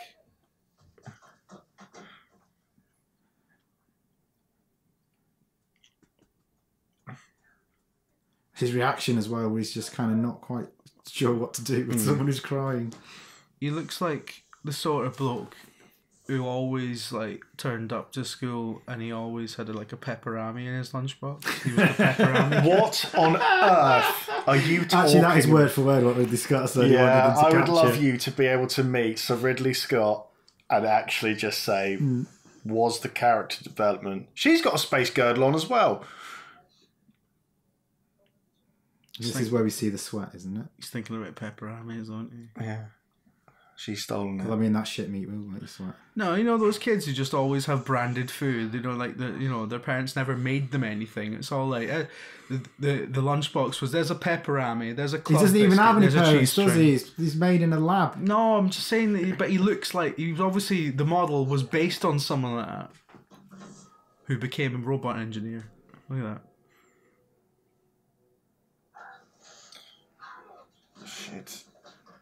Shit. So here's a very kind of overt rapey scene. Bit mad this scene, though, isn't it? Well, I guess he's kind of like, right, stuff's compromised. It's like, well, you've reached a point in the film where you're not quite sure where it's going to go next, and then all of a sudden, it's a mad fucking robot. Hey. There's some more of your tat that you get from your... It's all going about WWE. Actually, do not. So, but yeah, I love the kind of the quiet menace of Ian Harmline now. Just, it would have been simple for him to have him become like ultra powerful robot man who, but he's just still very controlled, even though you can see he's kind of coming apart a little bit there. Like he's still trying to maintain some sort of control, and Like, that's just fucking horrible. But this is like Ridley Scott said, go stick it in a hooter. And she heard that as well and was like, not really down with slang. Like, where's he going to stick this fucking magazine? Really? Shit. Oh, mate, he's pinched him. Oh, it's just absolutely disgusting, isn't it? Oh. Fuck.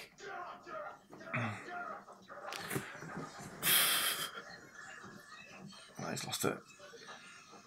That's your dar, innit, on the dance floor. Oh, she'd die, yeah. So your dar's taking the divorce well. His dad's drank too much milk. Oh! Mate, stay away from that thing.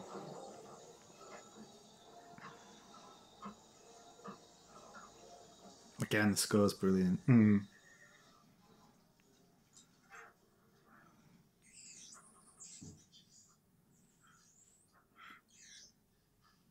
The affect Cotto's fucking brilliant in this. Just believe it. I'm not sure we need that line, but I guess it's for Slow Joe in the back row. Yeah, I mean... Shit. Don't go near... I like that he's still kind of organic on the inside as well, though. Yeah.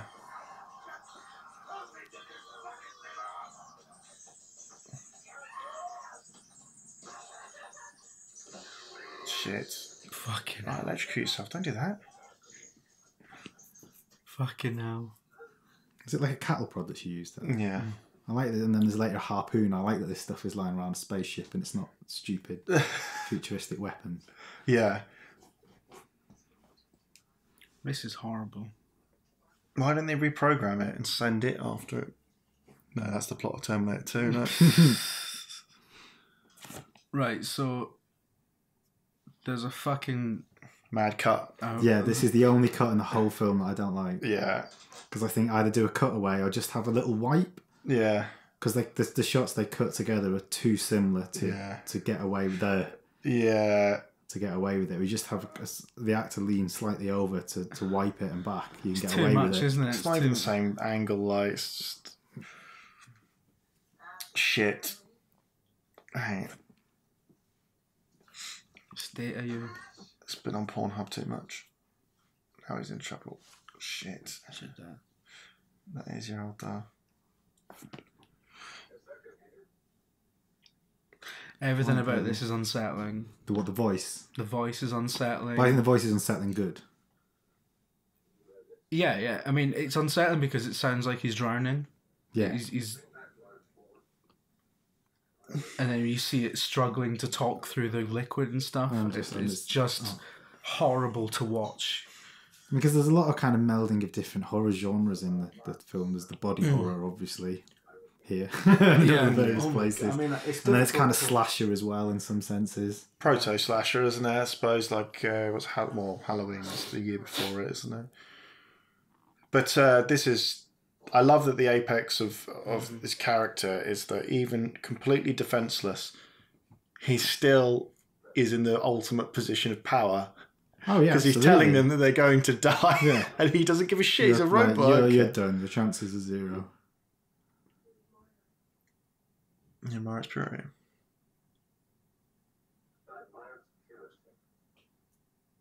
I think that was written on the day. Really?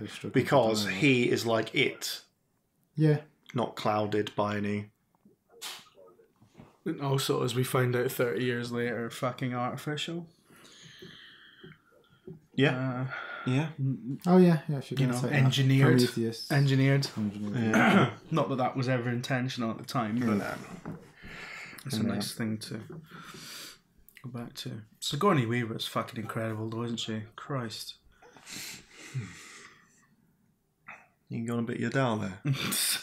No, I just think she's incredible. Yeah. True facts. True. Oh dear, that's a bad... It's horrible, isn't it? Yeah, that's a bad babysitter there.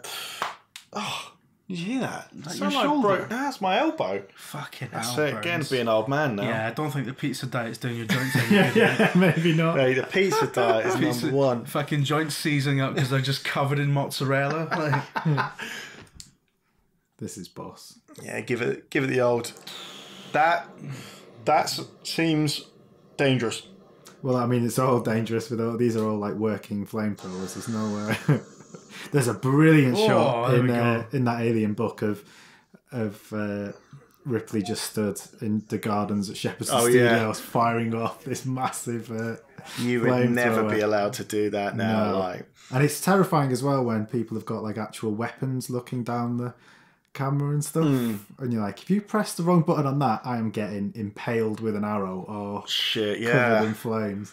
I never really thought about it that way, because people who aren't in front of the camera are all scum. You bloody workies. You just fucking builders, mate. Okay, what? How would you define a British film? Is this a British film? Yeah. Well, I mean, yeah, it's British director, shot in British studios. I mean, well, it's quite hard, isn't it? 'Cause it's shot with American money. But then again, Britain doesn't have any fucking money, full stop, so... Yeah, it's exactly. always gonna Especially come from not back somewhere then. else. Yeah. That was like proto-Brexit. So... That's gorgeous. Yeah, I mean, Look at that. you know, the crew would be British, the studios are British, director's British. Is Star Wars a British film? Well, it's muddled somewhat by the fact that the director's not British, but, you know, let's just say, yeah. All films are British. All the good films are British. Yeah? Yeah. Is The Shining a... Well, because I remember when I was a kid, and like we used to... British films used to be sort of a joke, didn't they? When people talk about British Well, I don't know, films. they've had golden eras at different periods, but... Those Carry On I mean, movies, that was when they were you the joke best. about Brexit, that might have an impact on. We'll see how. Well, it will have an impact how we do it. Whether it become how easy co-funding more artistic stuff with Europe becomes, or whether I mean it might be very good for more Hollywood feature films over here because we're already cheap and we'll be cheaper. In the studio, you know, every time you go to Pinewood, it's absolutely rammed, and they can't build studios quick enough to fill the jobs that are coming. But they are all those massive tentpole picture films. Your Marvel films, your big blockbusters. 100%. Which is good that it keeps a lot of people in work, but then you just wish they'd spend some of that money they make taking chances with new directors and new stories. And Wrong. I want to see Iron Man 8. yeah. I want to play him. Yeah. I say new stories. I'm reading Joseph Conrad Campbell's. What's it called? Hero with 1,000 Faces. Oh, yeah. Well, exactly. Yeah, it's all one story, mate. Exactly. The state of these guys. So, These guys nicking stuff. In fact, Joseph Conrad, that is the names of the ships, aren't they? The Narcissus and the Nostromo. Yeah. Shit. So when I was a video game journalist, I with Alien Isolation, there was DLC where you could go and find Lambert's body. And so one of the big things that people always talk about in the movie is what exactly happens to Lambert and how does she die? Because in certain cuts... It was originally from Fear, wasn't it? In a cupboard. Which I think is a brilliant... But then in, like, her legs appear to be in different places to her body. Well, her legs are a different... are put in from a different scene. They're not her legs. Yeah. So when I was... So in the DLC... You've got free movement of the camera, so you'd be able to look at how she died. Mm-hmm. But one of the big inferences of that scene is that she's essentially raped to death by the alien tail. So I thought that was that in terms of creative decision making for the people who made the game. Usually when you make a game, your interpretation of it in 16-bit versions of Alien properties, they'd give, no matter if it was an Alien 3 tie, they'd give Ripley a gun because... Really, that's all you could do at the time. Well, you could do it differently, but that's what sold. Whereas here, this is one of the most famous scenes in the movie because there's so much stuff being talked about. How exactly does she die and how does it fit into the rape dynamics of Alien? And so, as the director of the game, where you've got free camera movement, the decisions that you would have to make, you'd have to ask yourself, is that what we're going to do? Yeah. And in the end... also inferring and showing those things. Exactly. Which filmmakers today, fucking listen and remember that. Instead of showing absolutely everything all of the time. Yeah. Where this is far more terrifying, where you fill in the gaps yourself. Yeah. So in the end, they changed the way that she dies. Because isn't it like, you said there's the legs are put in from another scene because it doesn't appear to have her, like, trousers on.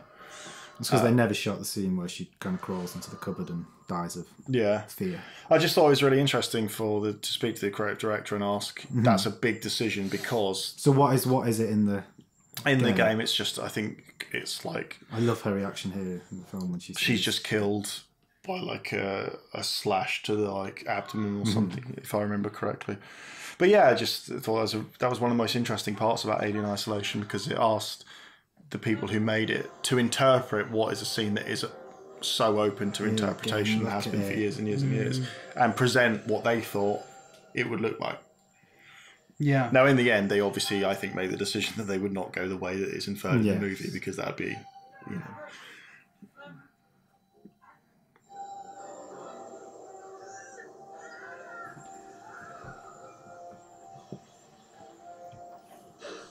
Oh my god. He's a good lad though, and he gets back and helps. Alas, to no avail. Yeah. It looks amazing, the close-ups of that. Bit of KY jelly. It's angry. It's angry now, lads. What is it with that fucking cat? Just leave the cat for a while. Oof. The waltz. Oh, I quite like that shot. I like that shot. Oh, I like it. It's the kind of grabby, huggy shot that I don't. Yeah, and here we go. Here's the. Yeah.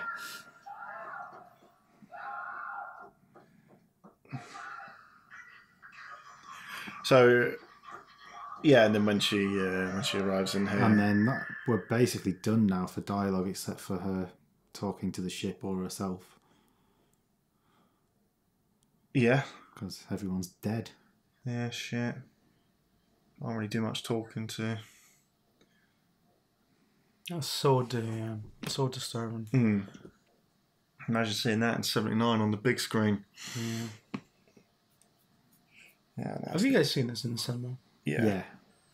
Prince Charles, if you live in London, is great for that. Not everyone lives in London, Dave. Yeah, true that.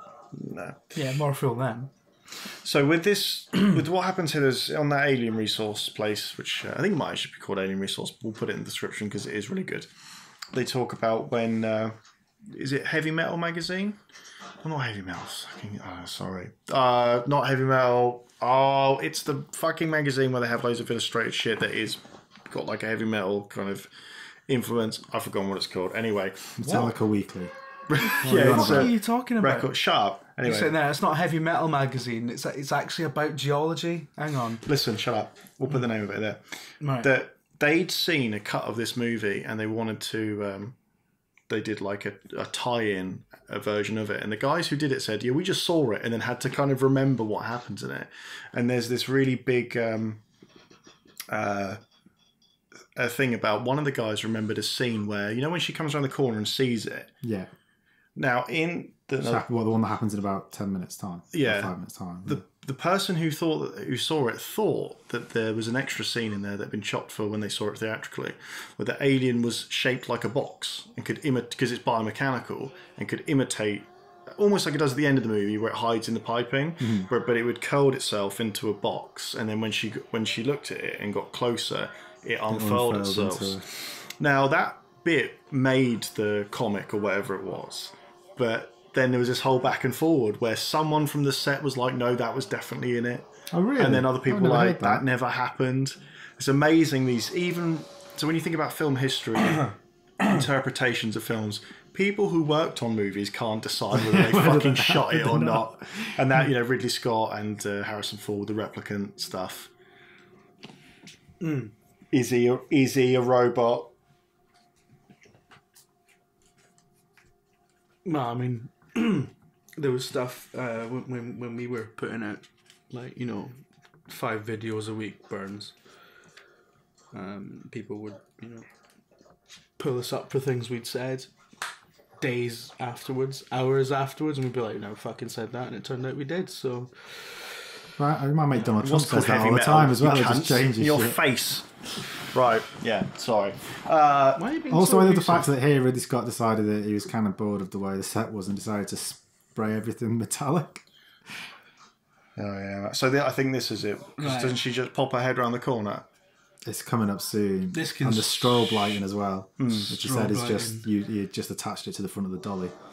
So you see where it pops up like that? Yeah. So they thought there's... That came from a box. Yeah. Quite.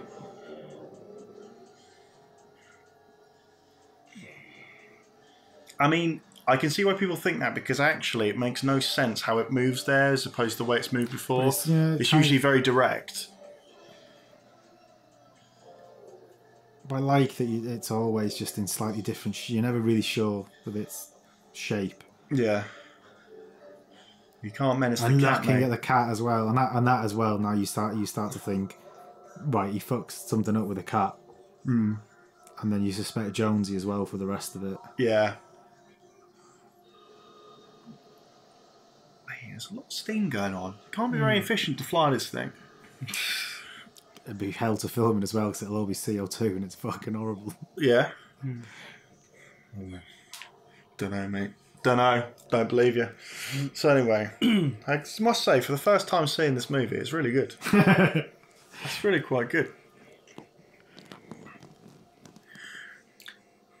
I like how one of the buttons, right, on that control panel thing says particle beam abort.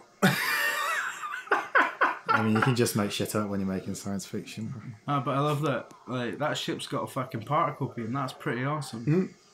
You should point it at the alien. He does that for the end when he goes with the water and the lights for the jets. And he's like, yes, what a plasma jet, isn't it? I'm like, is it? He's like, what fucking is now?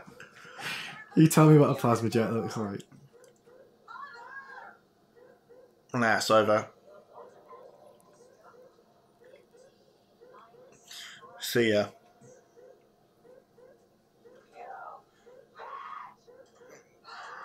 That's not going to help anyone, is it? That's not assisting the situation in any way, shape or form. Right, so look at that. Look at that. Off you go. It's great how it's ratcheted up now. All the lights are flashing. It's all handheld. Heavy breathing. Which really, in those days, handheld, not very handheld, was it? It's fucking... Certainly not as much as it was now, This fucking shot. So that actually isn't even a hole, because he said they couldn't afford to build a 2-door deck set, so they just built a little bump of the ground and had a lie flat and climb. Really? That's quite smart, Dave. It's very smart. You've ruined this movie for me now. I feel like I know too much about it. Turns out it did not take place on that planet, and this isn't even a functional spaceship. That's bollocks, mate. Look at this. It's not very efficient to have a flame that large at the end of the flamethrower. It just needs to ignite it. Listen. She's under a lot of stress. Yeah. She wants to turn that down, mate. So, yeah, the famous cocoon Brett Dallas scene was cut here because he felt that it sabotaged the pacing too much. I agree. I and mean, then, obviously, it works nicely in Aliens. Yeah, pretty much. I think the pacing of this film is absolutely exceptional. Yeah. So Because here's the peak around the corridor, isn't it, where he stood? No.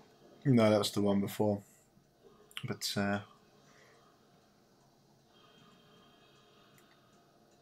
that strobe effect and that little ticking.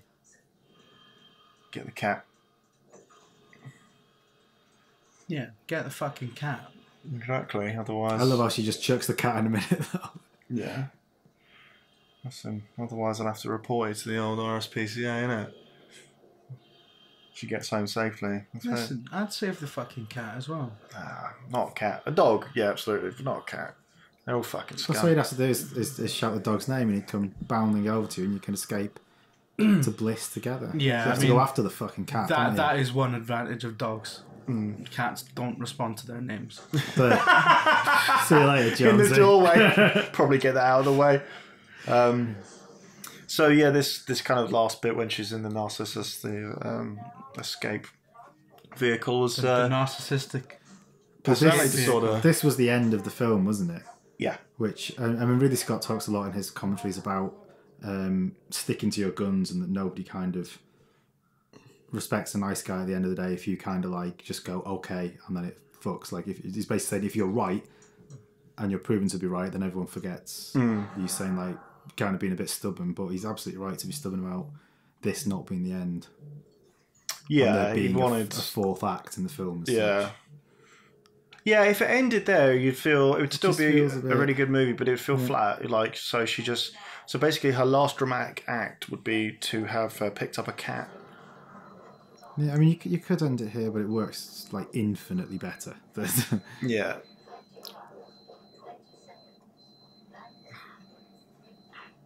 They Also, love a of nuke course- in this film as well, don't they? In all the Alien films. Yeah.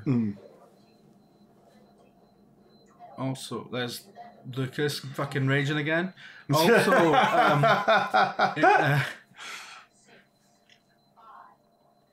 So don't look into it though. Let's not that's- look at the. Some good advice. This is paintings. shit. The Is it? explosion.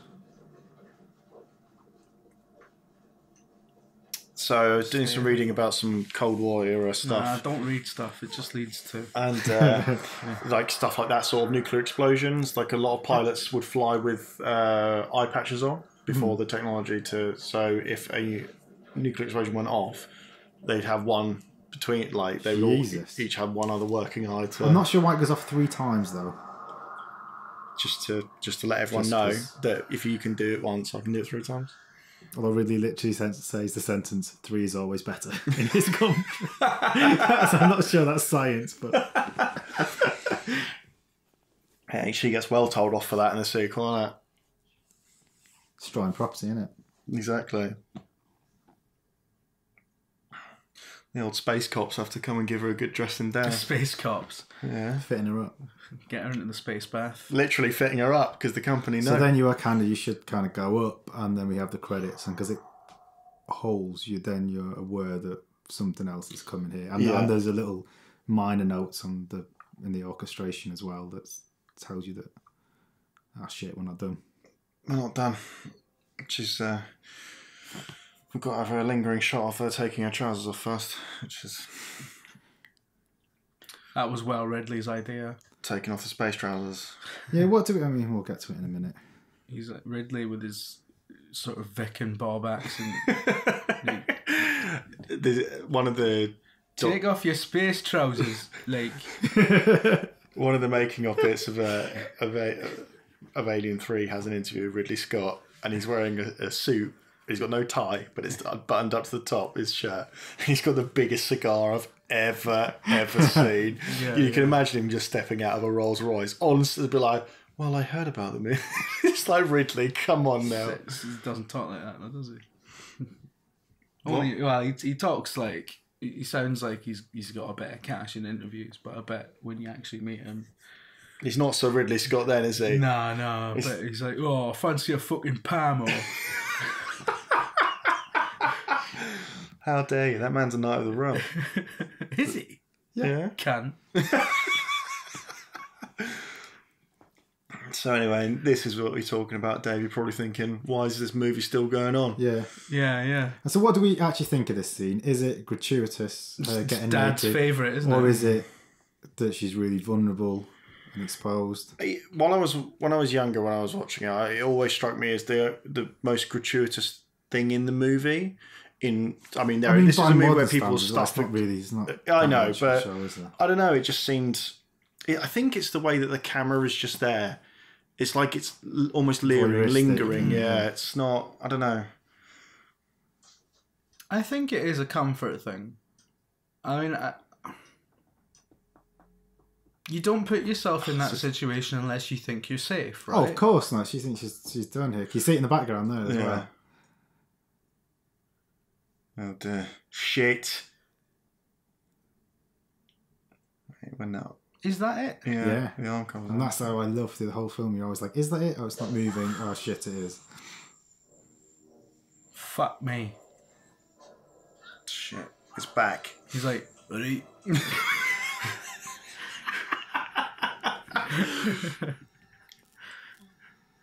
Got any And then there was an idea for not seeing my shot here, which I kind of wish they'd done. I think they were up for against time of, again, a kind of sex scene and such between those. If you can imagine her in the spacesuit and the alien coming in from the right, and kind of like looking at a soft pink fleshy thing compared to his like metallic grey. It would have looked amazing. No, no sex. Just being like curious. Shit, look at that. Ugh.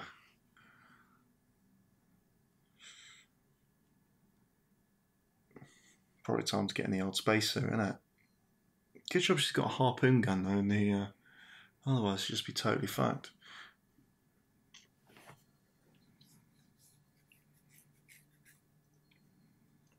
See, you were absolutely right earlier, Jim, about the pause. Like this is quite a big telly you're watching it on, but like imagine it blown up to like massive fuck off vision. You're like shit. Yeah, I mean absolutely. The just remember seeing it when like, all those close ups of this, like when the sort of midpoint of the film were like sweaty as fuck and Shit. Love that shot. Oh, if you love the alien so much, why don't you just marry it, Dave? Maybe I will.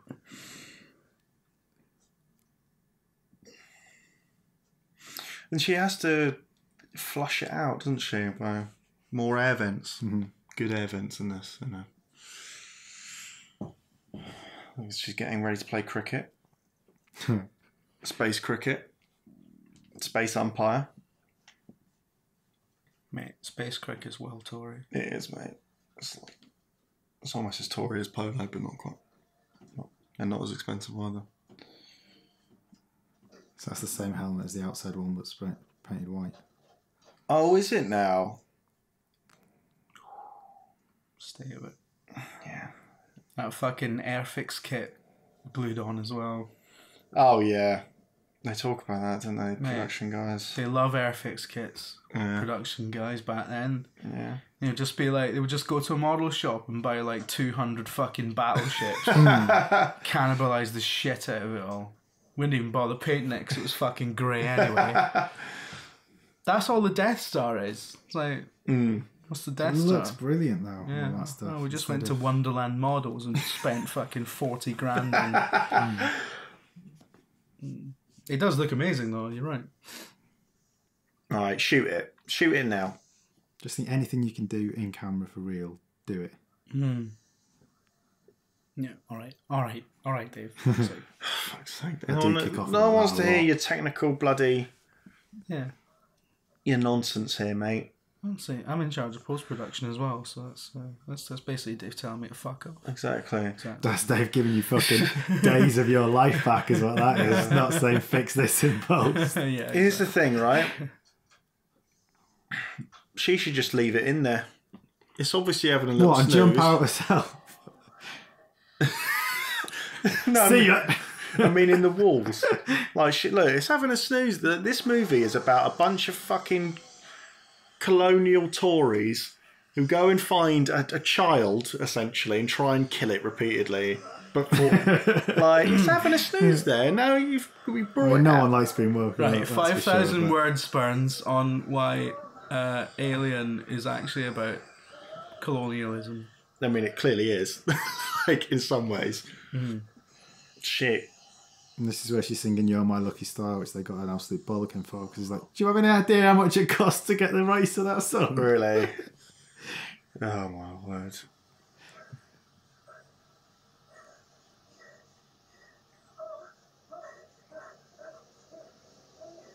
Yeah, pretend to be a computer now.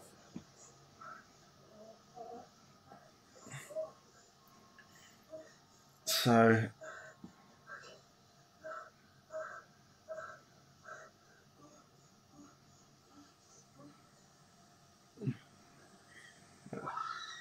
There you go.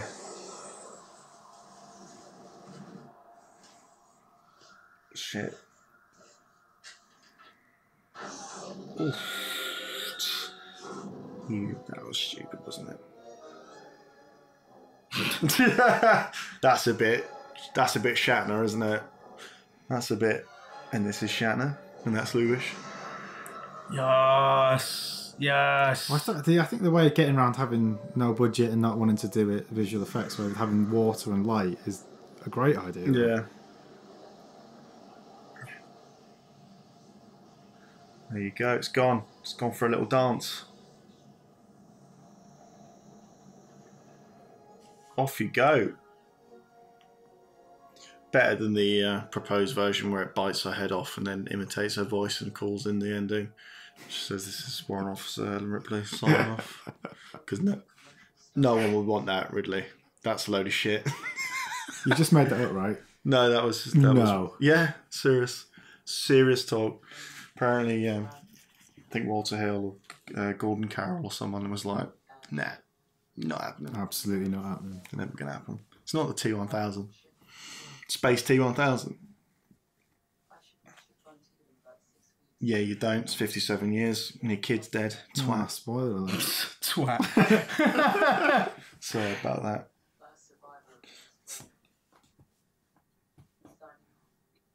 It's just getting strapped in for some mad PTSD now, actually. Yeah. So, And Paul Reiser makes a right fucking mug at you. exactly. Paul Reiser Yeah. from Mad About You. Imagine fucking Paul Reiser managed to get one over on you. You'd be well mad. You would be You're well like, you're mad. fucking Paul Reiser. Exactly. Nothing you've ever been in is good, apart from this. Well, that was There you go. Star Beast. It was, Even though you guys talked over a lot of it, Yeah. Did you enjoy your first? I did viewing of enjoy my Alien? first. Yeah. Excellent. Ivor Powell. What out of 10? What would we give that film? Let's go get 10 on that. Yeah, It's it's a 10. getting Burns Well, 10. that's 3 10s. There you go. So there you go. Because basically, it'd be pointless doing about films that we think are total shite, wouldn't it? Oh, that'd be quite funny. We should do one that's really Can bad. really we bad. do Attack of the Clones next? No, I don't have time I for don't know it. if I've got the time for the how On angry the you'll be Burns for Death 2.5 Clock, I don't know. I hours. like being angry, and that would make me I do very like being angry. Yeah. Like, because Attack of the Clones is the most offensively bad film ever made. And I think, and we've just watched one of the greatest films ever made, and I Yeah. think it'll be a nice contrast. Well, let us know what you think in the comment section and stuff. We're going to hopefully do quite a few more of these. We should- And we ruin should- some more films for you. I think, well, we didn't ruin this, did we? We just talked over it. That's not ruining it. Yeah, look, you've seen it. Yeah, If you've exactly. not I seen mean, if this you're movie, listening to this and you haven't seen it originally, Yeah, you're just then being a cunt. you've really fucked it, haven't you? So I think we should Also, you fucked should aliens because you just did that. we should keep the credits going for a bit. look at all these. Bill Rowe. Dolby sound consultant, Yeah. assistant directors, production assistant. Valerie Craig. The only person in this room who knows what these people do is Dave. Dave, what does the grip do? The grip does, so will be the one who does. So if you have dolly movements, they'll be the one moving the dolly. It changes depending. Well, the grip is 8 years old. What? Dolly Oh, movements. Dave, right. I thought the grip was the guy who just gaffers everything. Or is No, it the gaffer? gaffers, the Oh, gaffer. right, okay. In the electrical department. But those things cross over in America. Nah, they would, wouldn't they? Of course they fucking do. What does the best boy do? Assistant to the gaffer. What does the key grip do? Yeah. Well, again, that's I'm not quite sure on that one because it's whether it would Fucking be the British cunts on or Star Wars hasn't got a clue what he's doing. Well, 'cause it's British or American. What does Although it's alien British in shot in quotes England, do? wasn't it? So, yeah. I think he did some of the music. There you go. Recorded in Dolby Bit of stereo. Mozart. I like the fact that Mozart's just timeless. There you go. Yeah. Oh, now you get Still. the cast. That's you go. mad, getting all the crew before the cast. Yeah. Ah, they get all the money, don't they? So. Yeah, and also there's only bloody 3 people in it. That's 7 in it. So, yeah, colour by Eastman Kodak. He never gets enough credit, but he's in everything. I always see him. He's in everything. Not anymore. They though. were in trouble until recently. Yeah.